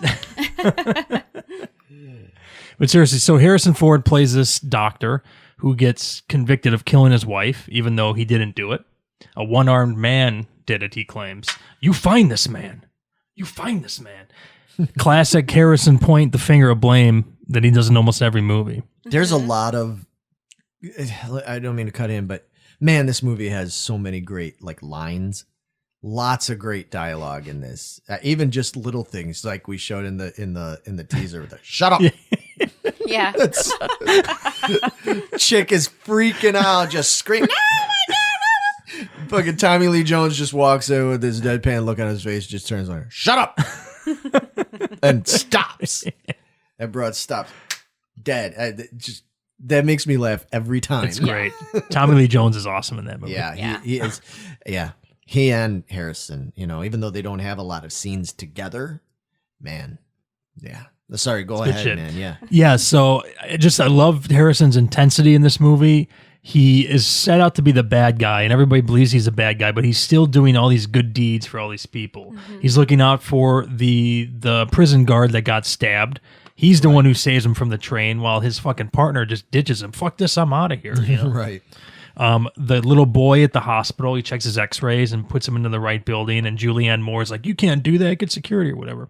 But dude, just his intensity, his acting in this movie is great. The chemistry between him and Tommy Lee Jones is fucking incredible, man. Yeah. And just I can't say enough good things about this movie, man. Yeah. Not to give anything away, but that's not on my list. Wow. I know. And at the very least, it would be an honorable mention. Absolutely. I think it's great. I think Harrison Ford is awesome in this. He really is. And at the very least, yeah, he does deserve to be an honorable mention. But for me personally, this movie's about Tommy Lee Jones. Like, he's just amazing in it. Yeah, I get it for sure, man. To me, it's like, it's weird because I think, even though it isn't, I think of this as being a Tommy Lee Jones movie, not a Harrison Ford movie. You know what I mean? Whereas like, Witness is a Harrison Ford movie, Patriot Games is a Harrison Ford movie. This to me is like automatically in my mind, I'm like Tommy Lee Jones. Like he's just his performance. Well, I think Tommy Lee Jones won an award for it, didn't he? Yeah, I think he got an Oscar for it. Yeah. So, I mean, there you go. Which again, it sounds shitty. I'm not meaning to diminish Harrison's, amazingness in it, but it just the reason that it didn't make my list is just because it didn't come to me that way, like it I think of it as being more about Tommy Lee Jones. Mm-hmm. If we were doing a Tommy Lee Jones thing, it would be like right the fuck up there. Yeah. It'd be probably in like the top 2, like next to Two-Face for Batman Forever. That's what you're saying? No. Not what he's saying at all. Wow. No, that's a shocker, man. No. That's usually in everybody's top 5. I'm pretty sure that I've seen anyway. I don't know why. No? That movie is not good. It's not good. Not good. Not good to me. I mean, it's not, at least it wasn't Batman and Robin. See, that movie has a lot of redeeming qualities to it. Oh my gosh. Oh my God. Why do you guys always do that when I mention a great movie like that? Oh my God. Are you hearing this? You do it to us when we mention a great movie. Batman and Robin? Really? What? Yeah. It's a fun movie, man. Find it quite enjoyable, actually. Well, I see we're going to have to do an episode all about Batman movies. Oh, yeah. Yeah, because... Okay, I don't want to give anything away, but yeah, we will be... We know another episode. Very soon, I'm bumping that up in the timeline. We're going to be doing a Batman one because, oh boy, we got a lot to discuss and debate on that one. Batman and Robin has a lot of redeeming qualities, and it's a fun movie, folks. You heard it here. You heard it here on Geeking Poetic Podcast. All right, well then, my number 4, as I said, is the character of the hillbilly hot roster Bob Falfa from American Graffiti. Have either of you guys seen this movie? No. Wow. I've seen Harrison in the car. Yeah. But that's about it. That badass black 55 Chevy. Okay, folks, this movie, if you haven't seen American Graffiti, not only is it an American classic, it's a great movie, has a great cast, but the cars in that movie are just so incredible. So good. And Harrison is driving around. Harrison Ford, it's a small role, but it's important in that he's kind of the bad guy. He comes to town. He's from like the next town over, and he comes to town to challenge Paul Le Mat's character, John Milner. He comes to town to challenge him to a drag race because this was set in 1962, California, end of the summer. And it's back in the days when people did that kind of shit, and you were kind of, king of the town, depending on how badass your ride was, and, if you won these silly races and all this kind of shit. And a big part of the plot or at least of Paul Le Mat's character, is that he's kind of he realizes that his time, because he's kind of like this 50s greaser leftover guy. Mm-hmm. And he realizes that times are changing and he's getting older, and he's kind of like, what am I doing? Why am I doing this anymore? Why am I, I got these guys that keep coming to town trying to challenge me, blah, blah, blah. And I always beat them, but what does it even mean? And Harrison comes to town, being this guy, and he's just a real prick, cocky prick in a lot of ways. Not only is the movie, for those that don't know, a lot of you might, if you're not familiar with American Graffiti, you might be familiar with a Richard Linklater movie from the early 90s called Dazed and Confused. And Dazed and Confused, did you just make a fucking face? I did. Another movie I just don't get why people like. Oh my fucking God. I haven't seen it, so I can't make a vote. Don't worry about it, Megan. You're not missing anything. But it has Matthew McConaughey. So does Interstellar. Just watch Interstellar and you'll be fine. Ladies and gentlemen, I'm sorry. I'm so sorry, because Jesus Christ, dude, Dazed and Confused is one of my favorite fucking movies. I'm sorry, man. It's a great fucking movie. It's an incredible movie, coming of age, man. It's so funny, and like, you got that button right here that you can't see. Right? You just pushed it, dude. You're very good at that, dude. You're going to give him an aneurysm. You seriously are. This vein right here. Anyway, the point of the matter, regardless of whether you fucking like it or not, the point of the matter is that movie very much derived its overall concept and everything from American Graffiti. It takes place in one night. It's a coming of age teenage kind of thing set in a town, small town, blah, blah, blah. And in a lot of ways, I mean, Matthew McConaughey's character is very likable. He's more funny and likable, and he's just this, old stoner guy, kind of thing. But in a lot of ways, there's similarity there to, in my mind, to the Bob Falfa character, and that sort of like comes in, he's just too fucking cool. He's always, it's all about having a badass car, finding what girl he can pick up now to go cruising around with him just to look cool, and who knows what'll come of that, all kind of thing. And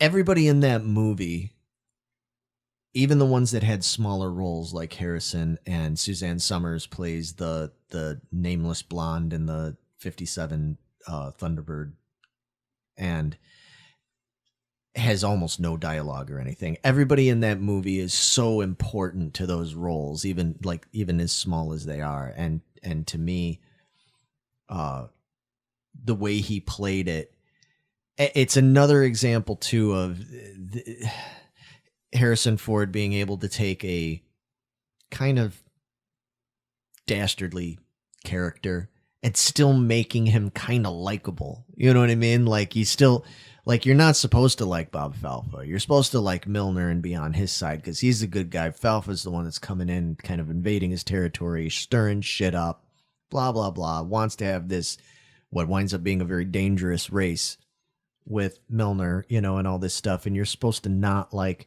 Harrison Ford, but Harrison Ford ends up being the coolest fucking character in that movie. He's just like all his other movies. Yeah, exactly. You want to, when I was a kid and I watched it, I mean, not only did I love that fucking car he had, he's got this cowboy hat on, which I like cowboy hats. And, you know, he's just cool, man. He ends up picking up Shirley from Laverne and Shirley. Really? She's driving around with him. It's a great cast in this movie. Ron Howard, Richard Dreyfuss. What's her name? Is it Cindy Williams? Is that her name? I think it is. Yeah, Shirley. She's at Charles Martin Smith, Paul LeMat, Harrison Ford, Suzanne Summers, Wolfman Jack. Nice. And another one. It's a small but really important role. No character is inconsequential in this movie, really. Like everybody, and I love that kind of writing. I love that kind of ensemble cast. And that's why it's got to, you know, of course this had to be in there because this movie is American Graffiti is probably in my top 20 favorite movies of all time. That changes daily, you know how that goes. But yeah, it's a great character. I think it's the first time people really noticed him. I don't remember what Harrison Ford did. I know he was pretty much a struggling actor at that point, but he got a lot of notice for it. And obviously what he did, where did he go from there? You know, his next thing was fucking Star Wars. So yeah, it's there's a little bit of Bob Falfa and Han Solo. So there you go. I gotcha. So all right, that's our number 4, I guess. Yeah. So number 3. Number 3. Am I going on this one? Did you throw a reverse down or? Yeah. All right, I'm up. President James Marshall from the smash hit movie Air Force One. I like how you always have to say from the smash hit movie. That's a good ass one, man. Fuck yeah. Yeah. My number 3, which I have a feeling other people are going to bring up. My number 3 is the character Jack Ryan from Patriot Games and Clear and Present Danger. Good choice, my man. Yes. Yes, it is. Megan? I chose Han Solo from a little movie called Star Wars. That's a little controversial. So Han Solo is only number 3. Only for number you. 3 for me. Okay. During my research, he got bumped down. Wow. Yeah. Wow. She's like, man, Frisco Kid. Han Solo wasn't out there fucking saving, you know, he was saving fucking Sir Alec Guinness and Mark Hamill and shit, but that wasn't no Gene Wilder rabbi. Let me tell you. So, no, you want me to go? You want me to Yeah, start go this ahead. time? You go this All time. right. Jack Ryan. Fucking what a character, man. Like what, you know, as some of you may or may not know, Jack Ryan is a character from this ongoing series of movies that started with The Hunt for Red October. More submarine talk here. Seems to be a lot. There's a lot of common threads and themes Yes. that go on here with this Yeah. kind of stuff, especially when you're talking about 80s, 90s movies, man. Yeah. They liked their, you know, espionage films. They liked their fucking submarines. They liked anything that they could put fucking F-14 fighter jets in and shit. Because there's a great scene of that. I love the scene in Clear and Present Danger with you're familiar. Oh, with yeah, that? yeah. With when Willem Dafoe is outside the cartel's mansion and everything. He calls in those Yep. F-14s to drop that fake ass looking bomb. Oh, you gotta love those old effects, man. Those old CG effects. I love that bomb. Like it all looks badass because it's a real jet. Like Yeah. great.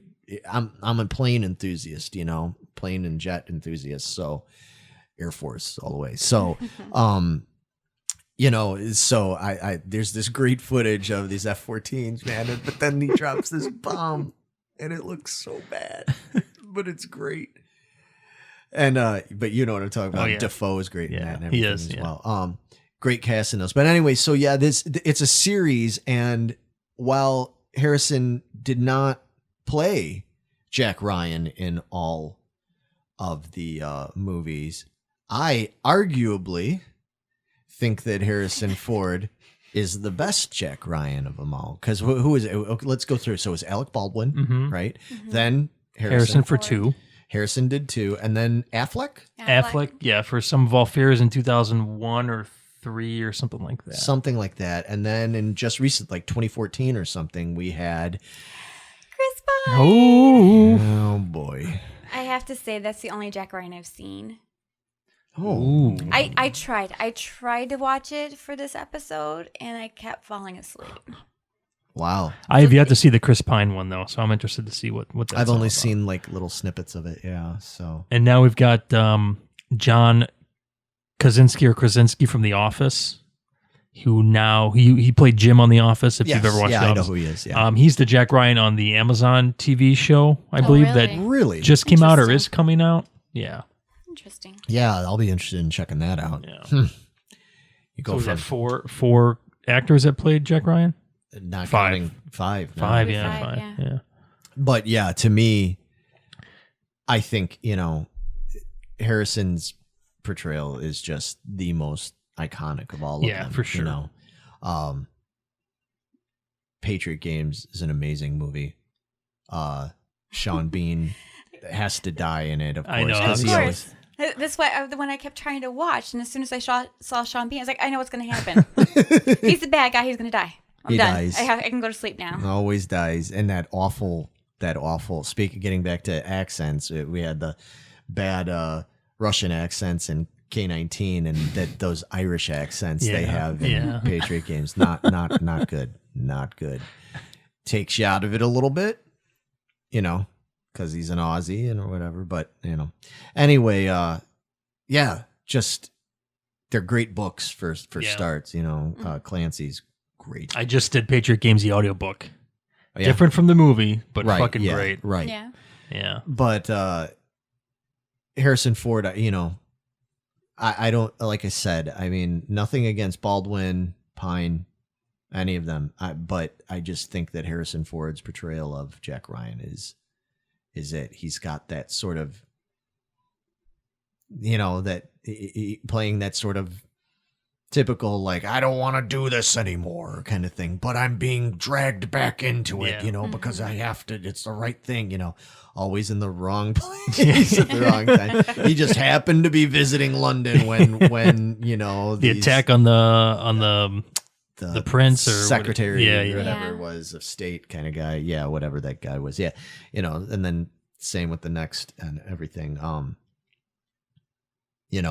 Not afraid to tell a president or anybody to go, to basically go shove it up your ass. kind That's of thing. fucking intense, man. The end of Clear and Present Yeah, Danger. dude. Fuck yeah, dude.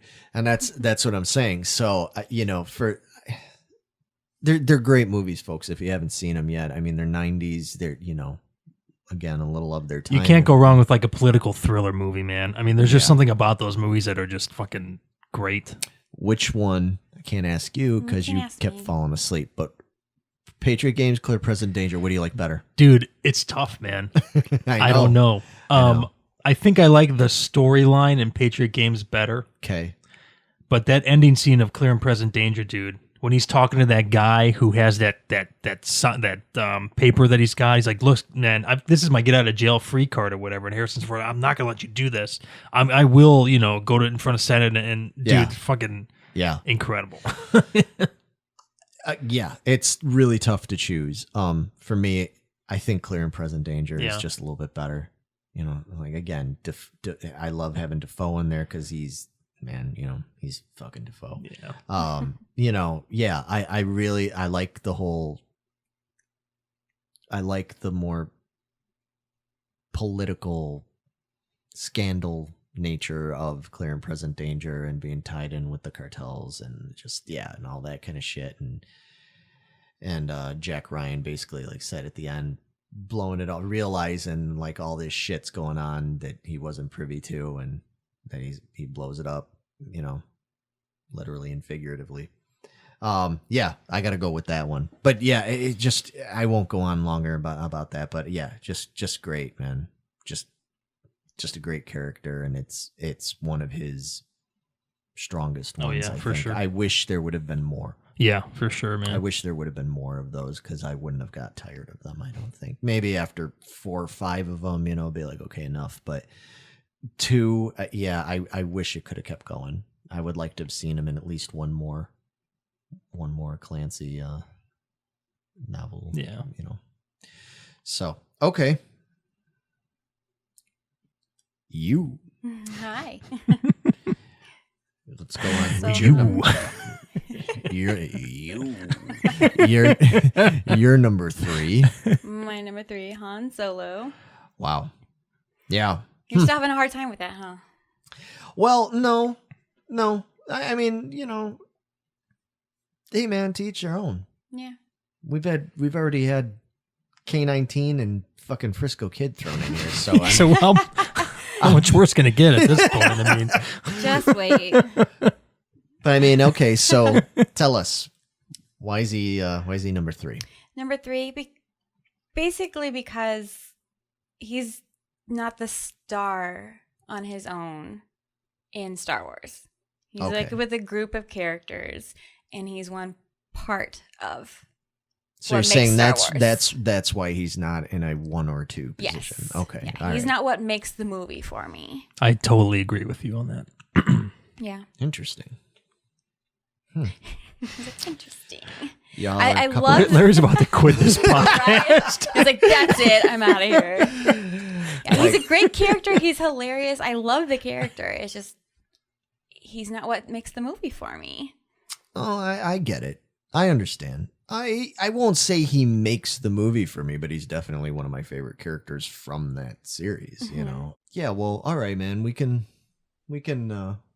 talk a little bit more, I have a feeling, about I'm sure he's going to come up again. yeah, he's going to Or come maybe up not. again. And at least, That vein is just Oh, man. bigger and bigger.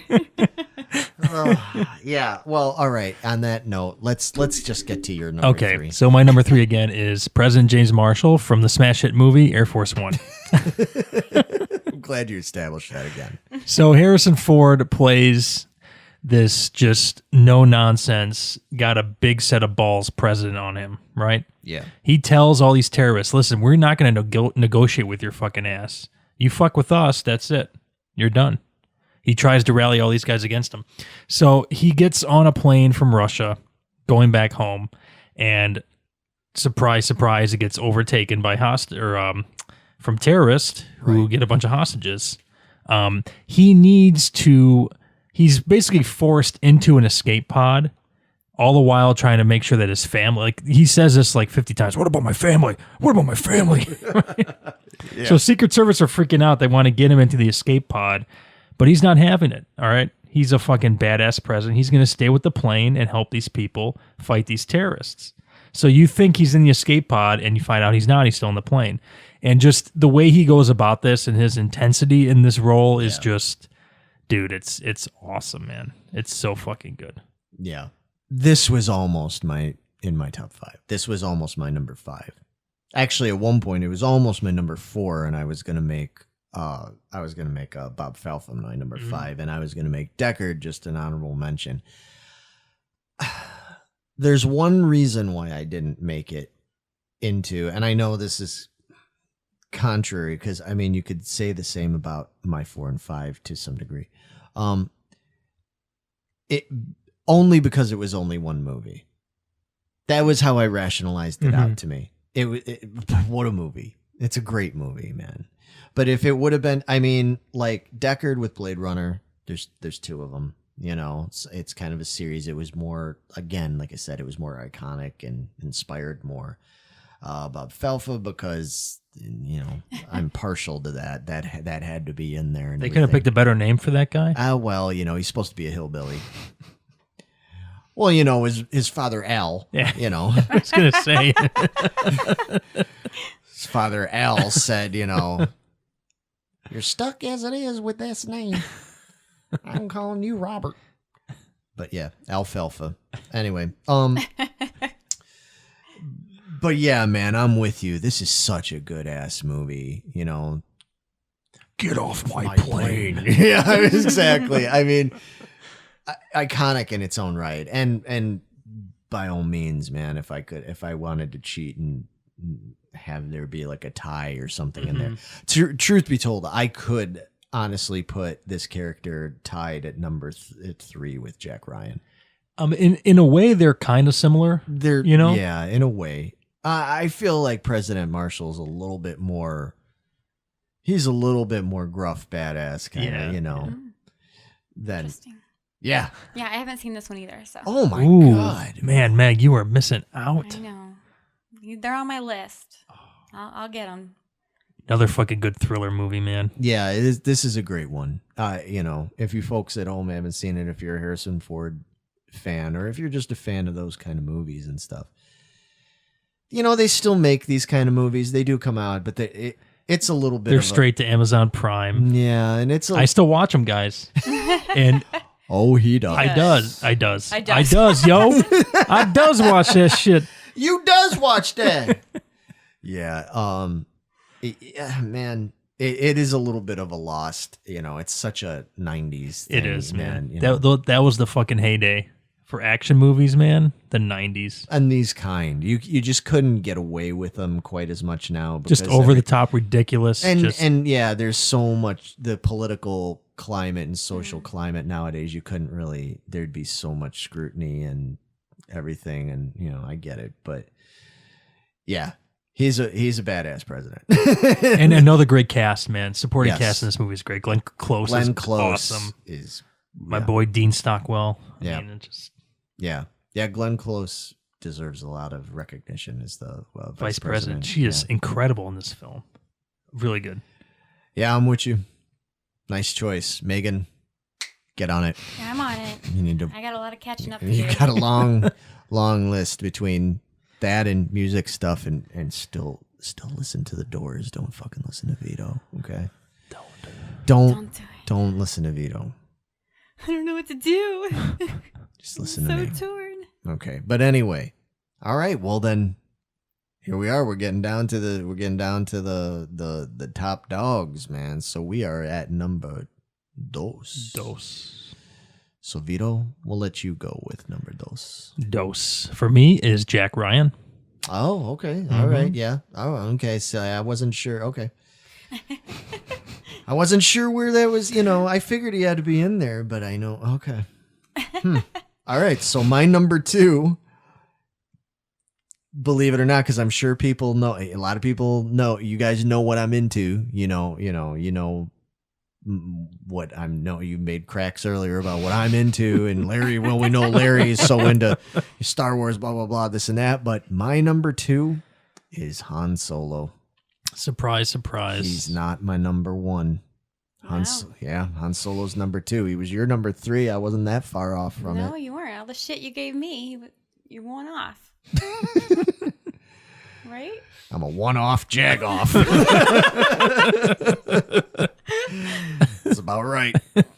But I'm real curious what your number two is, Meg. I chose A. Jones for my number two. Ooh. I chose William Jones from Age of Adeline. Oh, okay. She threw us a little tricked curveball. ya. Little curveball there. I was like, really? She can make Indiana Jones number two. Holy fuck. No. Age of Adeline. Okay. Age of Adeline. I know like nothing about Yeah, I've never even heard of that movie. Oh my god. I just watched it and that's what knocked Han Solo down to Ooh. number three. that. Okay. Well, you know what? On that note, then we're letting her go first. You gonna let me go? Yeah, I need to hear about this, because what is it that could be so great about this? Well, it's a chick flick, basically. Oh, of course, boy. I had to throw some chick flicks in there. Yeah, well, Gotta represent. that's what we got you around for, right? Right? It's from 2015. It has- Oh, okay. That's probably new the one. most recent thing that we're going to discuss here. I Then. think Yeah. it is, yeah. Stars Blake Lively as Adeline. Mm-hmm. She goes by a different name now. I can't think of what it was, though. I'm slacking.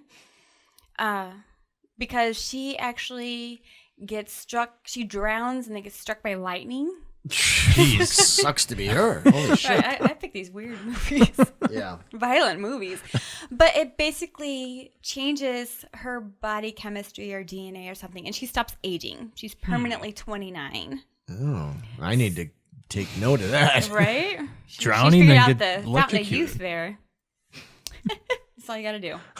Okay. Drown and electrocute. Don't do that at home. Please don't try that at home. Yeah. No, it's not. It doesn't work. No. I tried it. Singed off my dick hairs. Well, in a sense, it made me look younger. No, I'm not that stupid. Oh, wow. Okay. So anyway, so she avoids, obviously the government catches on and they want to take her in for experiments and everything. So she has to go on the run and basically change her identity every 10 years. So people stop, they don't notice that she's not aging after 10 years. Interesting.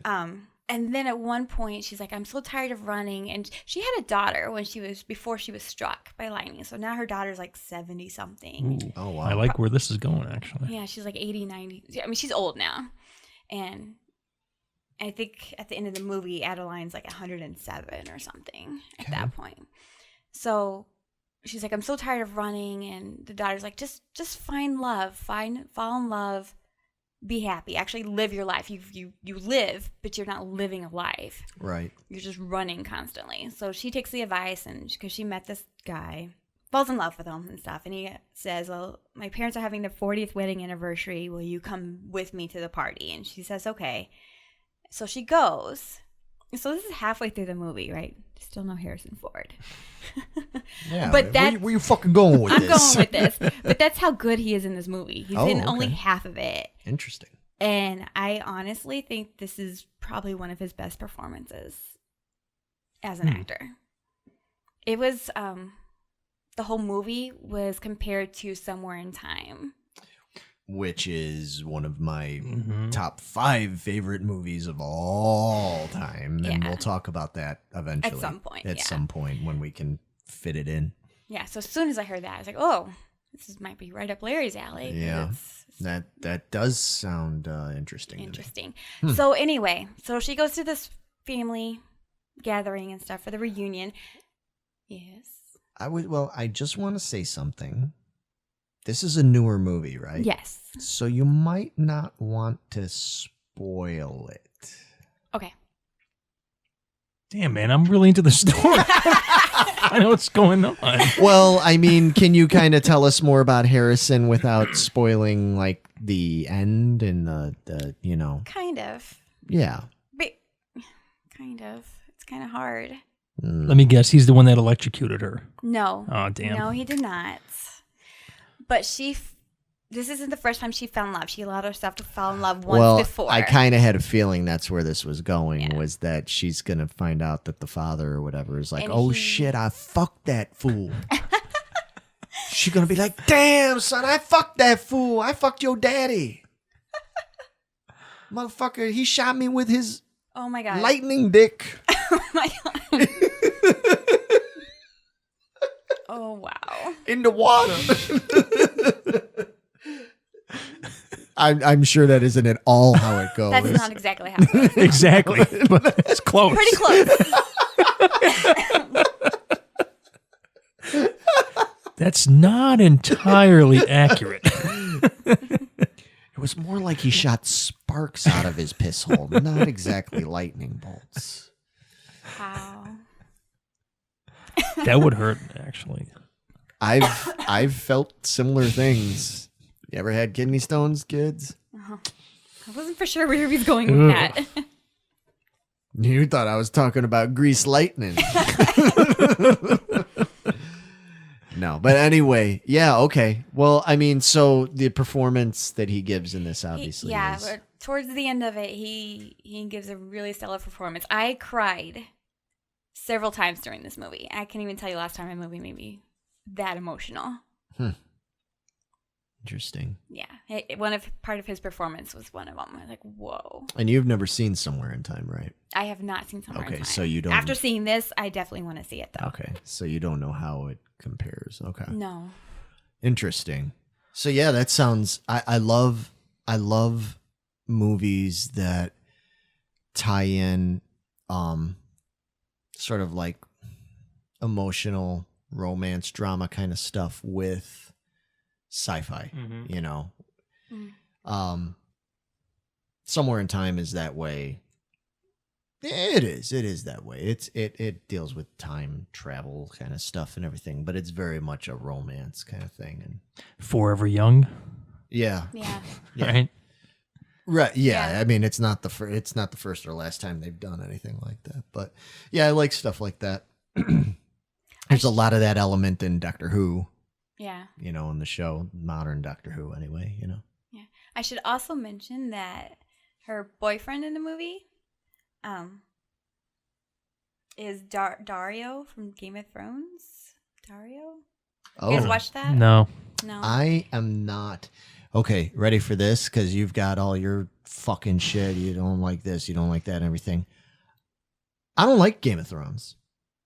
How about that shit? I don't like that. People at home went, "Oh, fucking dude." It's not that I hate it. It's not. I watched like 2.5 seasons of it or something like that. I got into like season 3, and I just kind of went, okay, it's cool. It just didn't keep my interest and stuff, and I know everything that happens because I'm Mr. Spoilers. I need to know. And people tell me, hey, go on the fucking internet. You can't not know what happens on these things. But yeah, I'm so I don't. So yeah, just throwing that out there. If he only got folks. that far, I don't think he. Then I was wouldn't even know in it who at this that point. character is. Yeah, okay. Yeah.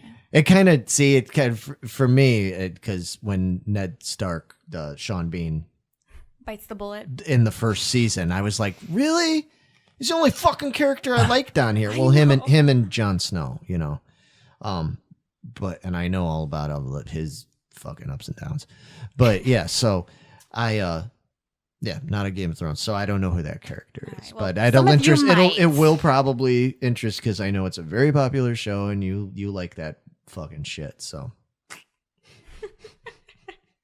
cool. So and it's called what? Age of Adeline. Right? Age of Adeline. Cool. Yeah, I want to see it. Yeah, me You too. should. That sounds good. Check it out at least. Check it out. It's worth it. Check it. Okay, let's go to you. Numero dos was Jack Ryan. Yeah. So you got any more to say about that character before we move on? Yeah, we said a lot about him so far, man. Yeah, I mean, just the intensity that he brings. I like Harrison's portrayal of Jack Ryan. I love that the Alec Baldwin too, but he plays it more of like this charismatic, fun type of guy, Right. But Harrison is just fucking nitty gritty, fucking just a fucking tough, badass dude. And that's how he plays it. I love that version of him, Intelligent, tough. Yes. Has good moral ground and yeah. Yeah, exactly. That's why. Yeah. I'm with you there. Well, and then my number 2 was Han Solo. Yeah, for me, Han Solo was a great character. I mean, when I was younger, I was more of a Luke fan. I guess that's probably kind of typical for a lot of kids, Yeah, he was the whiny little kid in the show. Yeah, in the movie, yeah, exactly. And I was a little blonde kid, I could relate to this kid, and everything. And I could relate a lot more to Luke's story arc and stuff throughout the original trilogy. And as I got older, I realized Han Solo was the badass. Yeah. And Luke got a little more annoying to me, and I was just like, "Shut up, Luke! Quit being a dick," Uncle Owen. Wow. So yeah, Han Solo. I mean, what am I going to say about Han Solo that everybody else out there isn't already going to Exactly. say? I mean, it's just It's Han Solo. the intergalactic, gunslinger, smuggler character of all time. I mean, he's great. Obviously, unlike a lot of people that were pissed off that Han Solo died. Spoilers. Right? Who doesn't fucking know that at this point, that Han Solo died in The Force Awakens. I thought it was great. I was happy he died. Not because I was like, good, fuck that guy. But I was just like, no, that makes sense. And the fact that he died at his son's hands and just the whole thing, I'm like, cool, that's the way that character should go out. A lot of you disagree with me on that. Don't care. I think it's good. And, now we've got Solo coming out this week, whatever, soon. and not played by Harrison Ford. It's going to be very interesting. I've heard some interesting things about this new movie, though. I have as well. Good and bad. Yeah. Mostly good. Mostly leaning towards good. And, here's a spoiler for you folks. That's going to probably be the next Geek Previews movie review that we're going to do is Solo. So that'll tie in nicely with this, and we can compare it to the performance of Mr. Ford and everything, and see how that, if it stays true to what, his legacy. But yeah, man, I mean, Han Solo, come on, man. I've got all the Han Solo shit you see here on this table and everything belongs to me. Because he's great. He's one of my favorite characters of all time, but he's not my number one. And much like... I am shocked. I know, much like Amanda. Just like Amanda. Yeah, I am commented totally shocked by you right now. And our viewers' comments and stuff. I toiled over this. If I was going to make him number one, and I just couldn't, man. He slipped to number two for a lot of the same reasons like you mentioned and everything about that, because it isn't all about him, know. So now we are at the big red one. Number one. And it comes down to this, man, and I'll start at number one, because in this one, it is all about him. Sure it is. The Harrison Ford character. Nobody else, in my opinion, can play this character. Unlike Solo, where I'm open to this other dude playing Han Solo, because I'm like, it's gonna be different, but okay, cool. Like I can do that. I don't want to ever see anybody else play this fucking character. Right. I'm putting that out there right now. Not even I don't Chris want a Pratt? prequel. Chris Pratt is great, No. but he's He's not steely enough Shia to do LaBeouf? it. No. No. Hell no. Fuck. LaBeouf. No. He's already the kid, so. Right, and it's I know. exactly. No, but I guess I should say it, but my number one is Indiana Jones.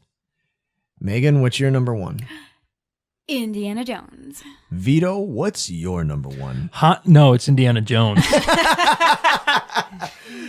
So, yeah, before we even get into this, before we even discuss Indiana Jones, let's discuss the fact that Han Solo didn't even make it into your top 5, Vito. Nope. And you gave me shit for number 3. It's not even in his number 5. That's pretty fucked up. That's downright fucked up, son. You know what, man? I like Star Wars fine enough, but it's not one of those movies that I go like super gaga over. Right. And to me, it's not a Han Solo like series, I guess. Like I like the character of Han Solo, but I don't know. It's just not what everybody else puts him on a pedestal as. I don't see him that way. Okay. You know? Okay. Yeah. Okay. Have it your way. I will. Just like Burger King says. Yeah. But Indiana Jones, now that motherfucker, dude. Indiana Jones, I don't think there's too many people. I'm sure there's people that are going to say they like Han Solo better, or that he's more important to them or more iconic to them or whatever. But to me, out of all the roles that Harrison Ford has ever played, not just action, but all of them, he flat out fucking owns that role. Oh, yeah. That movie, what? I'm sorry. I just thought of a perfect person to play Harrison Ford's Indiana Jones. Who? Vito. That's like some, yeah. Well, as you've seen in the teasers and stuff, that's some alternate universe Indiana Jones. That's Indiana Jones, who's taken like 15 years off of adventuring, and he's literally sitting at his desk in that basement office of the university, just grading papers, and watching like RoboCop and Carnosaur movies over and over and over again. That's the Indiana Jones that I play. The Illinois Marchese, if you will. Exactly. Exactly. He's not into. He's Illinois Marchese, and nobody plays Illinois Marchese like this motherfucker right here. They sure fucking don't, man. Dill pickle chips and all. Thank you. Yeah. I went through hell to get those, man. Yes, you sure did, man. Yeah. You people didn't even get to see the whole thing when him and Meg wound up at the bottom of this crazy pit, and there was nothing but snakes and dill pickle that was chips terrible. everywhere. I was excited and scared at the same time. And they ended up having to light all the dill pickle chips on fire just to keep the snakes away from them. It was terrible. And then Terrible. I showed up with a bunch of Nazi flags tied together, and I threw it down there, singing, going, "I am the monarch of the sea." Anyway, getting back to the point. In all seriousness, Harrison Ford owns this fucking character, and Raiders of the Lost Ark, any of them, but just starting with Raiders, that movie would not. I don't care if everything else was the fucking same. If they would have put, because they even talked about, who was it? Well, Tom Selleck. Tom Selleck. I think they filmed some scenes, right? And then they might have done X'd some him, or is screen this screen tests kind of thing. Yeah, they were going to have Tom Selleck play it. And I like Tom Selleck just fine, but no. No. And I can't think of any other actor from that time that would have just owned that character in that movie the way that Harrison did. Mm-hmm. He's what sold it. I don't think a lot of people, from my recollection when the movie came out, people were interested, but it wasn't one of those right out of the gate things where people were just like, I can't wait to see this fucking movie. People were just kind of like, oh, okay.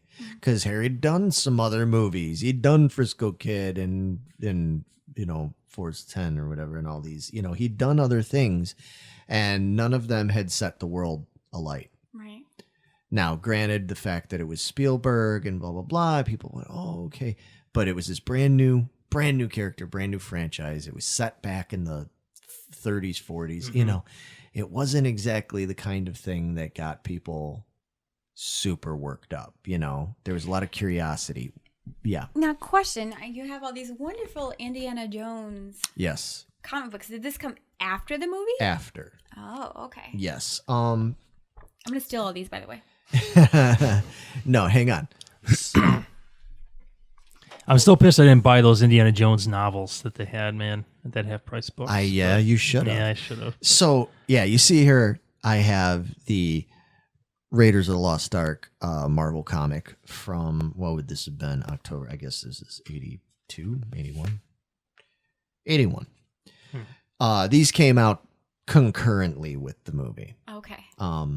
Came out at the same time. First, they came out with this. I think it was a 3-issue series. Mm-hmm. It's just basically the movie Oh, okay. told in comic book form. Sold like hotcakes, as the movie did really, really well. Mm-hmm. And then they decided to come out with the Further Adventures. Further Adventures of Indiana Jones, and this is the number 1. And Is he wearing an eye patch in that? no, It's just the it's coloring? shadow, it's Oh, okay. shading and stuff. It's Pulling a Thor over there? What? yeah, no, it's awesome cover artwork by Terry Austin. I am a comic book guy. You might know this by now. And some great stories. So these are all untold stories. Oh. And everything. This Raiders, it's just the movie and everything, but all these Indiana Jones ones, so if you want to borrow Yep, them, I'm stealing them all and keeping them forever. no. That is not going to happen. So, but the truth be told, they're not very expensive. You'd think they'd be worth more, but they're really not. That period of Marvel, I don't know. I think a lot were printed. You know what I mean? So Yeah. they're not particularly rare. So read some if you like them. I can easily track down more for you and at a very cheap price. Yeah. See, I used to own a comic book store for 5 years, folks. I'm still a comic salesman. So there you go. Anyway, yeah, not a lot of people, I think, were, from what I remember, I was still pretty young, when this movie came out. Again, I was still in single digits and all that, but very aware it was coming out. very curious, but it wasn't the kind of thing that I was like fucking raring to go. And it surprised a lot of people at how fucking incredible it was. And again, I mean, while it was a big success, I feel like Indiana Jones as a character and as a series, a franchise, is regarded so much more highly now than it was back in the 80s. You know, I feel like back in the 80s, it was not taken that seriously. Like people now, you know, we'll talk about Raiders and, you know, at least Raiders to a certain degree. Also, of course, Last Crusade. Temple of Doom. Yeah, Last Crusade's great. Temple of Doom. Yeah. No. Yeah. Thanks. I'm good. Temple of Doom. It's got good stuff in it. It does. Yeah. It's But got her constant screaming is. Oh my ugh. God. yeah. What's her face? Kate Capshaw. Yeah. Yeah. Yeah. Ended up being Mrs. Steven Spielberg. Yeah. Yeah. So she didn't annoy him too much, apparently. Short Round. I love Short Round. Yeah. He's Yeah. great. He was great. But almost the best thing about that movie. Yeah. You just don't like. I know why you don't like fucking Temple of Doom. Mhm.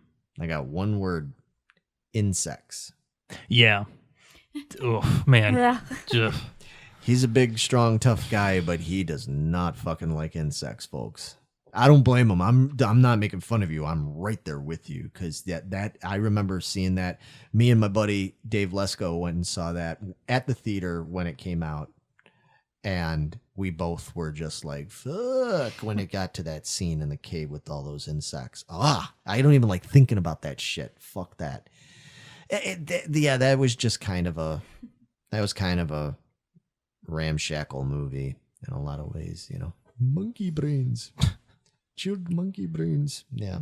Even Spielberg and Lucas, I think, were like, yeah, we were in a dark period during that time. We made this movie, and I don't think they even look fondly, you know, back on it fondly now, you know? Yeah,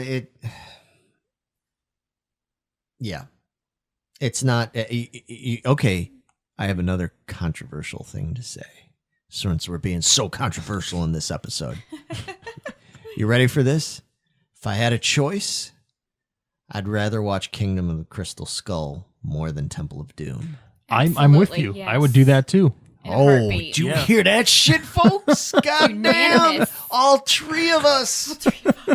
All three of us just fucking in your face with that shit. I don't get me wrong, Crystal Skull, there's a lot of shit wrong Yeah, with that Yeah. movie. for sure. There's a lot of things wrong A with little that far movie. fetched. Yeah. A little. And just some, yeah, I mean, it had potential, dude. Aliens and Indiana Jones, dude. I mean, that's like, made for you. yeah, it is for sure. But then you watch, you're like, oh, Yeah.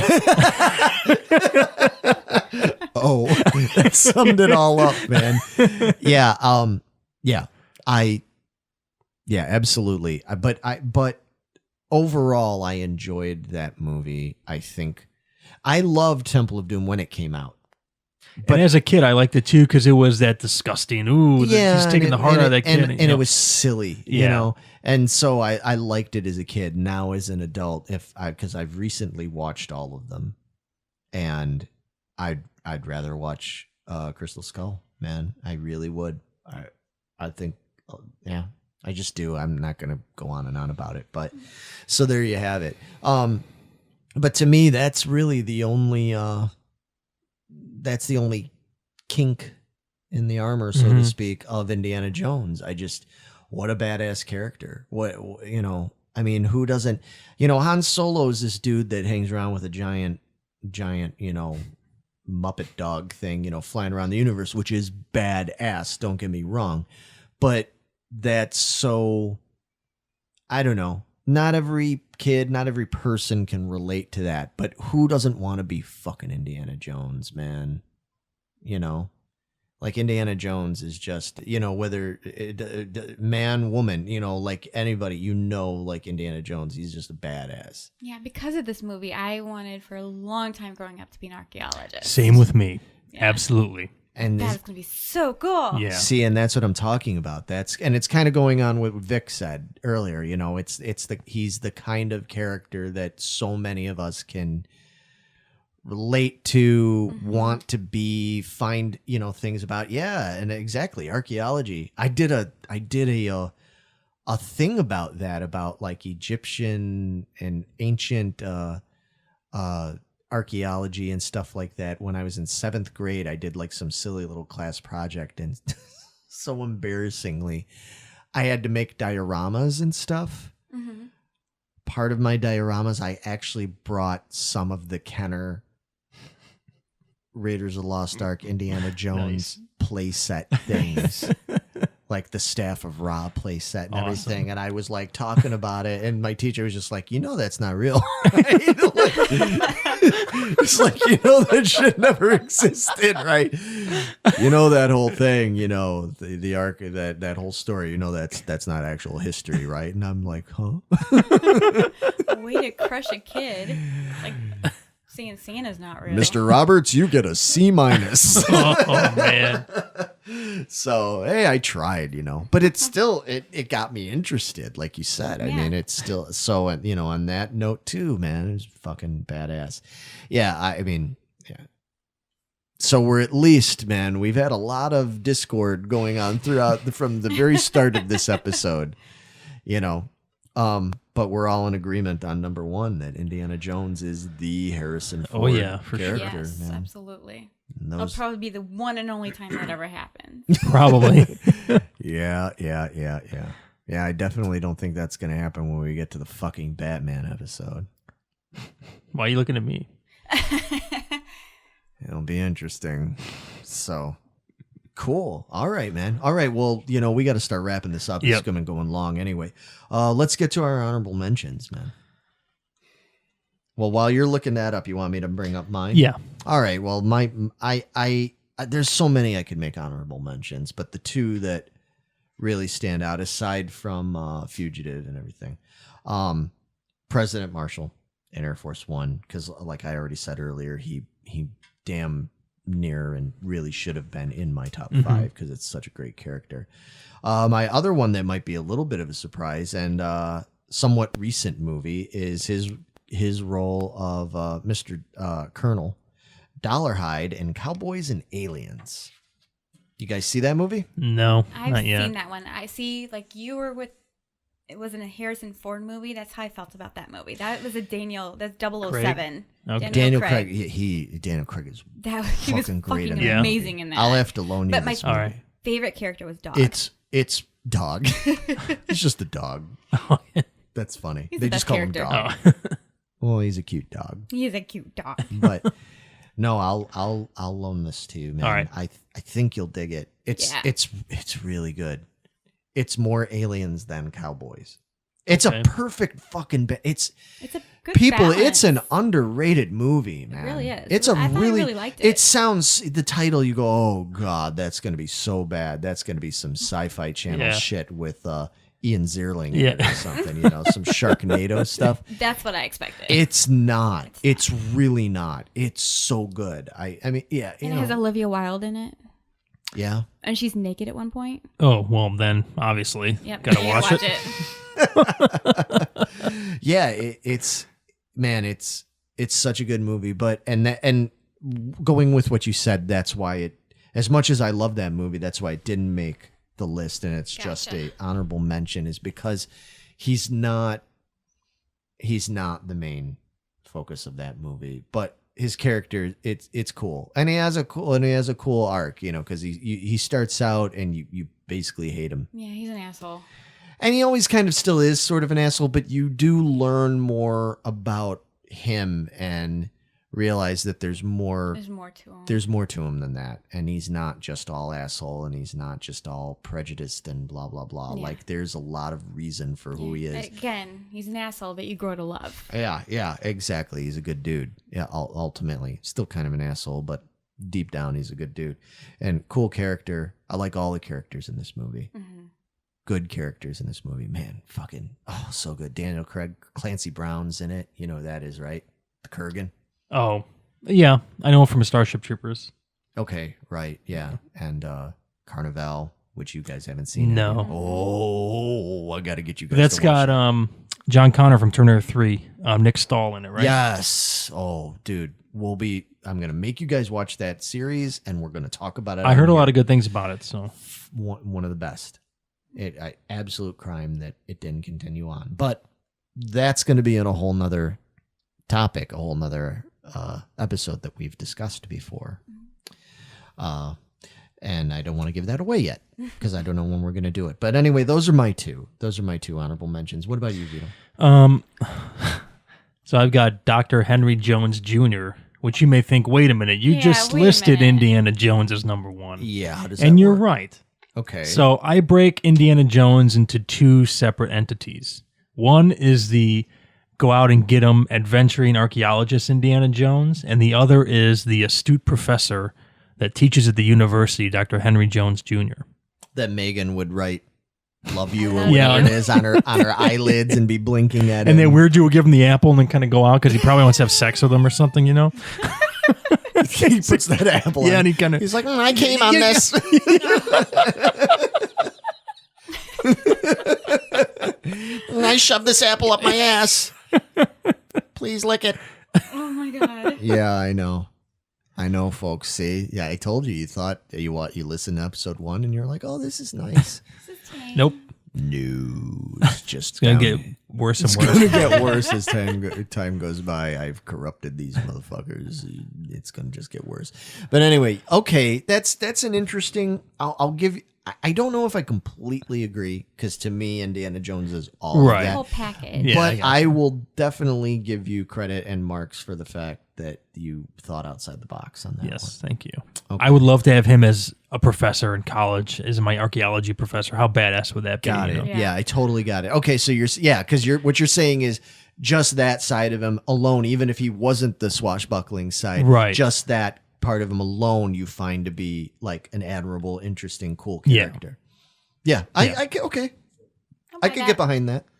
And to not be a total dick, Han Solo is in my honorable mentions. There he is. Okay, all right. Okay. So yeah, before you guys think I hate Star Wars all the time, I don't. I just don't put it on that pedestal that a lot of people do. It's going to be real interesting when we get to the Star Wars episodes, you know. That's going to be real interesting. Well, that's why I'm going to be real interested to see your take on Solo since Yeah. you're Yeah. not You're not a huge You're fan. not Mhm. like a diehard and you're not like stuck on it's got to be this way or it's got to be like that. I'm real interested to see what you're going to think of it. And I think that's going to make a very good review. Mm-hmm. Not to toot our own fucking horn ahead of time, but I think it's going to be cool. What about you? Honorable mentions. I am throwing one out there that got panned. Mm. A lot of people didn't like, but I don't care. I like it, so it's my honorable mention. And that is Quinn Harris in 6 Days and 7 Nights. Okay. I know a lot of people don't like the chemistry between him and Inhash. I don't care. I loved them together. Yeah. I know they said like it didn't seem like he even wanted to be there, but that's part of the charm. He was a gruff pilot guy, and they got stranded on an island, and he was all pissed off all the time. I loved it. Okay. I loved every part of it. Did he point a lot in that movie or no? Yes, he did. Okay, cool. Yeah, Well, then there you go. Then it it's sold. belongs And on David the list. Schwimmer was in it. Oh my Really? god, that dude was so freaking buff. I was like, holy shit! Hi, David Schwimmer. What? Yeah. Like, ooh, I didn't know he Jeez. just like that in Friends. Yeah. Because I didn't watch a whole lot of Friends either. But No, he wasn't buff. I mean, he wasn't in bad shape, but he wasn't like he was fucking buff. Huh. interesting. Yeah. Like, whoa. Hmm.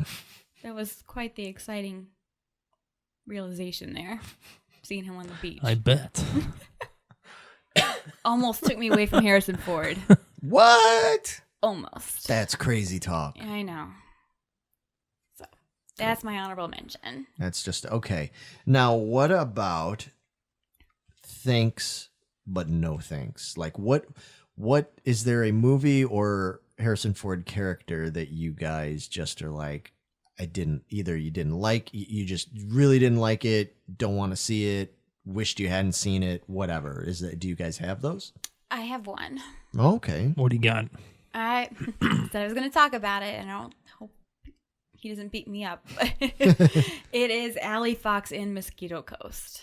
Okay. He was. I know somebody that's like this. It's so annoying. I mean, I get why they like this, but he's like, the U.S. is going to shit.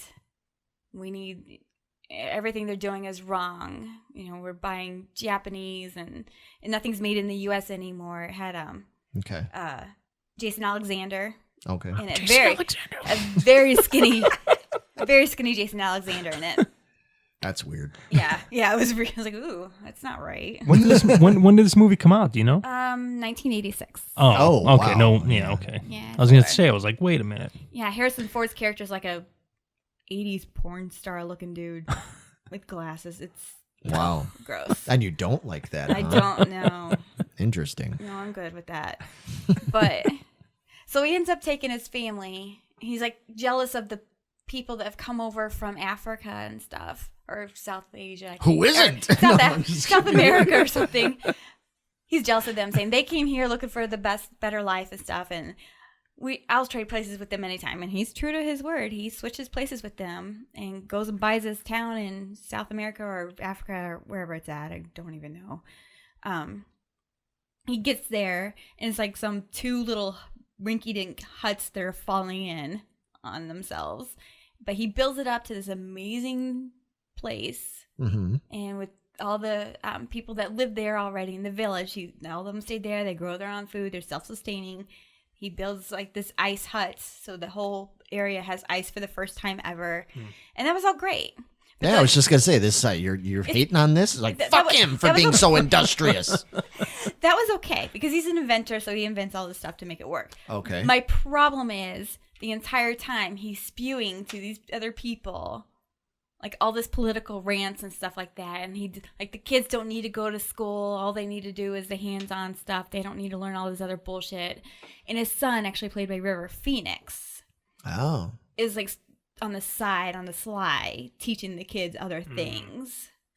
And like, no, you can't tell him. He'll freak out and stuff. And progressively through the whole thing, like pirates or something come into the village at one point, and he's like, just so they don't take it over, he just starts tearing it down and burning it. He's like, oh, it's infested with termites, and just destroys everything he just created, and ends up blowing up his ice house on accident. He didn't mean to do that, but What kind of crazy bastard blows up his ice house? so well, it's to kill the pirates, At least they didn't blow up his Miller High Life. right? There's Natty Ice. So then, like this, he wants to make everything better, but now he's contaminated the whole river because it had like chemicals and stuff in the ice house. Okay. Mm. So now he just fucked his own village up, like America's being fucked up. Okay. And so that he completely loses it. One person sticks around from the village, and he tries to come back and help, tries to get him to go to his village, and they're like, nope, I don't need to live like a savage and stuff. He's like, dude, damn, that's rough. And he's like offering to help you with his family and stuff, but then he brings them supplies and stuff. He's like, I don't need your help. I don't need anything. We can do this on our own. And again, mentions I don't want to live like a savage. I was like, that is really cold. But he progressively gets worse and worse and worse. And there's this preacher guy that they met on the plane out there, and they end up butting heads the whole movie. So he ends up going to his village finding it on accident, burns the guy's church down. So he's like murdered, and now he's burning churches down. And yeah. So in other words, what you're saying is, in this one, he goes not from only one extreme to the other extreme. so there's no real like redeeming qualities Qualities to to him him. in this one. He's just like He's an eco-terrorist. He's Right? he blew up a bunch of ice house. Contaminated the river. He's murdered. He's arson now. I didn't care for the movie at all. I shouldn't say that. The movie was good. His character I did not like. Okay, fair enough. And you don't have anything. No, you like it all that you've seen. Yeah, everything I've seen with Harrison, I like, even Han Solo. Okay. Okay, all right. Anyway, moving on from there. So, real quick, one more thing. So, I know we didn't really plan on this, but just thinking about it, we were talking about it earlier.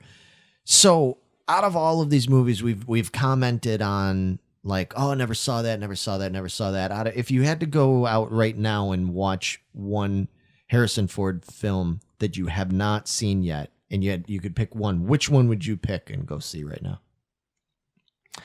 Probably this Age of Adeline movie. That sounded pretty interesting. Yeah. I think I would check that out.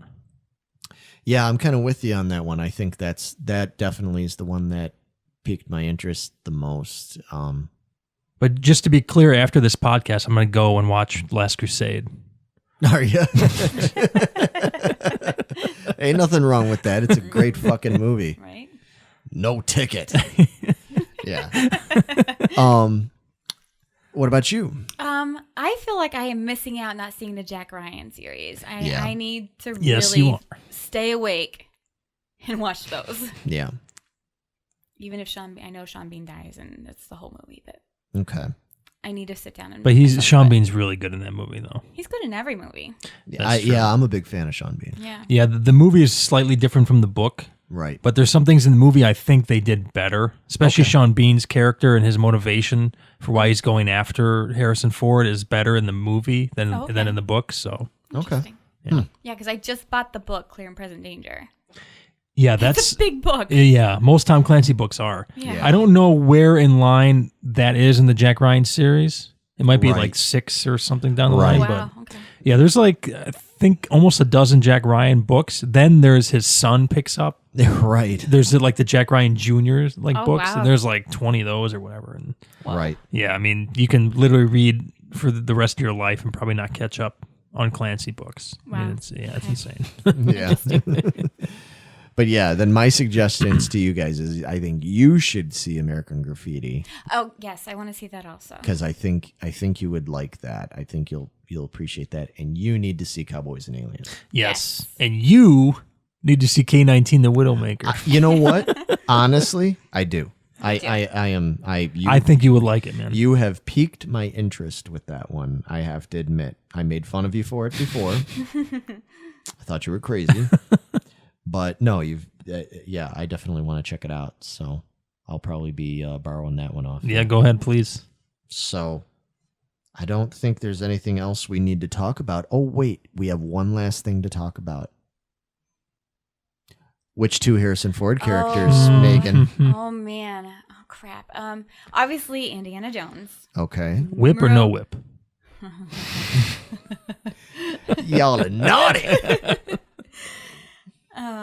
Either way, I'm okay. Hat or no hat? Hat. Gotta have the hat. Gotta have the hat. I've been staring at this movie box this whole time with his chest out. Oh yeah, the Like iconic photo. I couldn't do Tom Selleck. He's got too much chest hair. This is perfect. Yeah. Yeah, that's good right there. Just like that. Oh my god, I still don't know who the second one would be. I mean, come on. What? I'm saying, come Oh. on. Oh crap, I don't know. I'll, Well, it's so much pressure.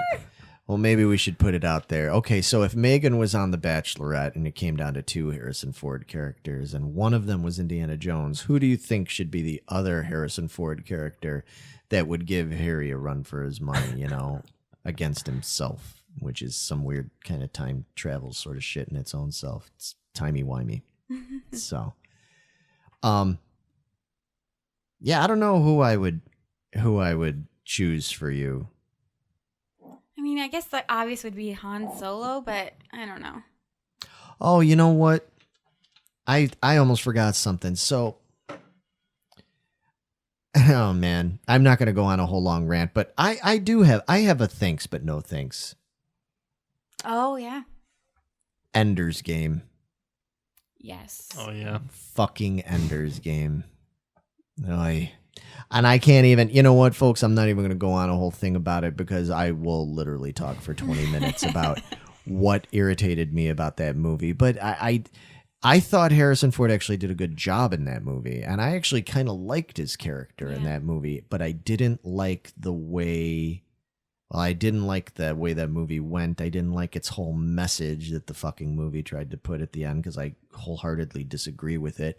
And I didn't like the way they end up making him out to be like this soulless,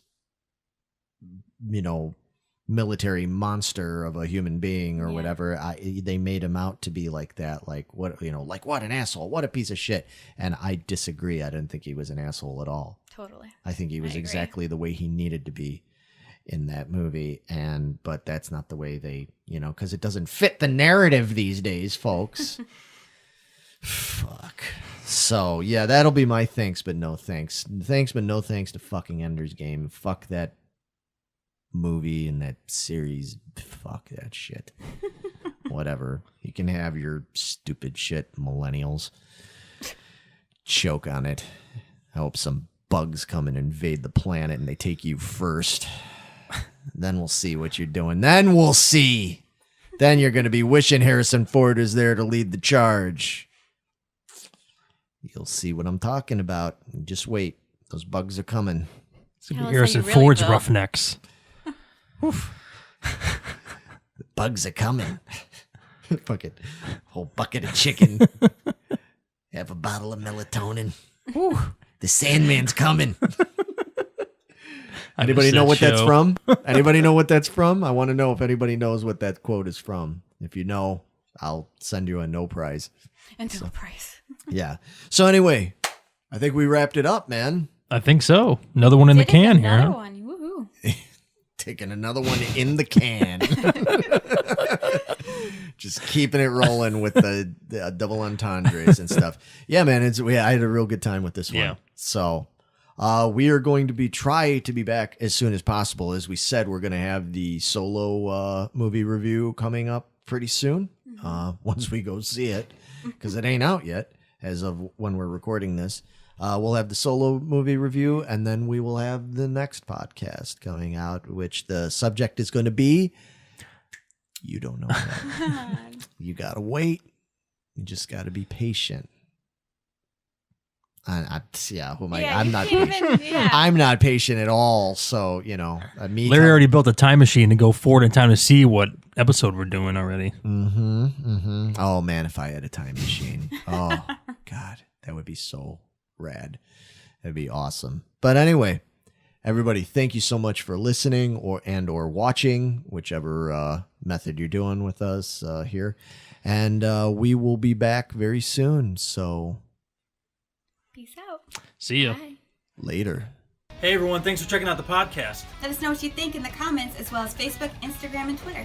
Please click on the links in the description to follow us, and make sure you hit that subscribe button below. And if you want to help us out, please check out our Patreon page as well. We'll be back with more soon. Thanks. Thanks.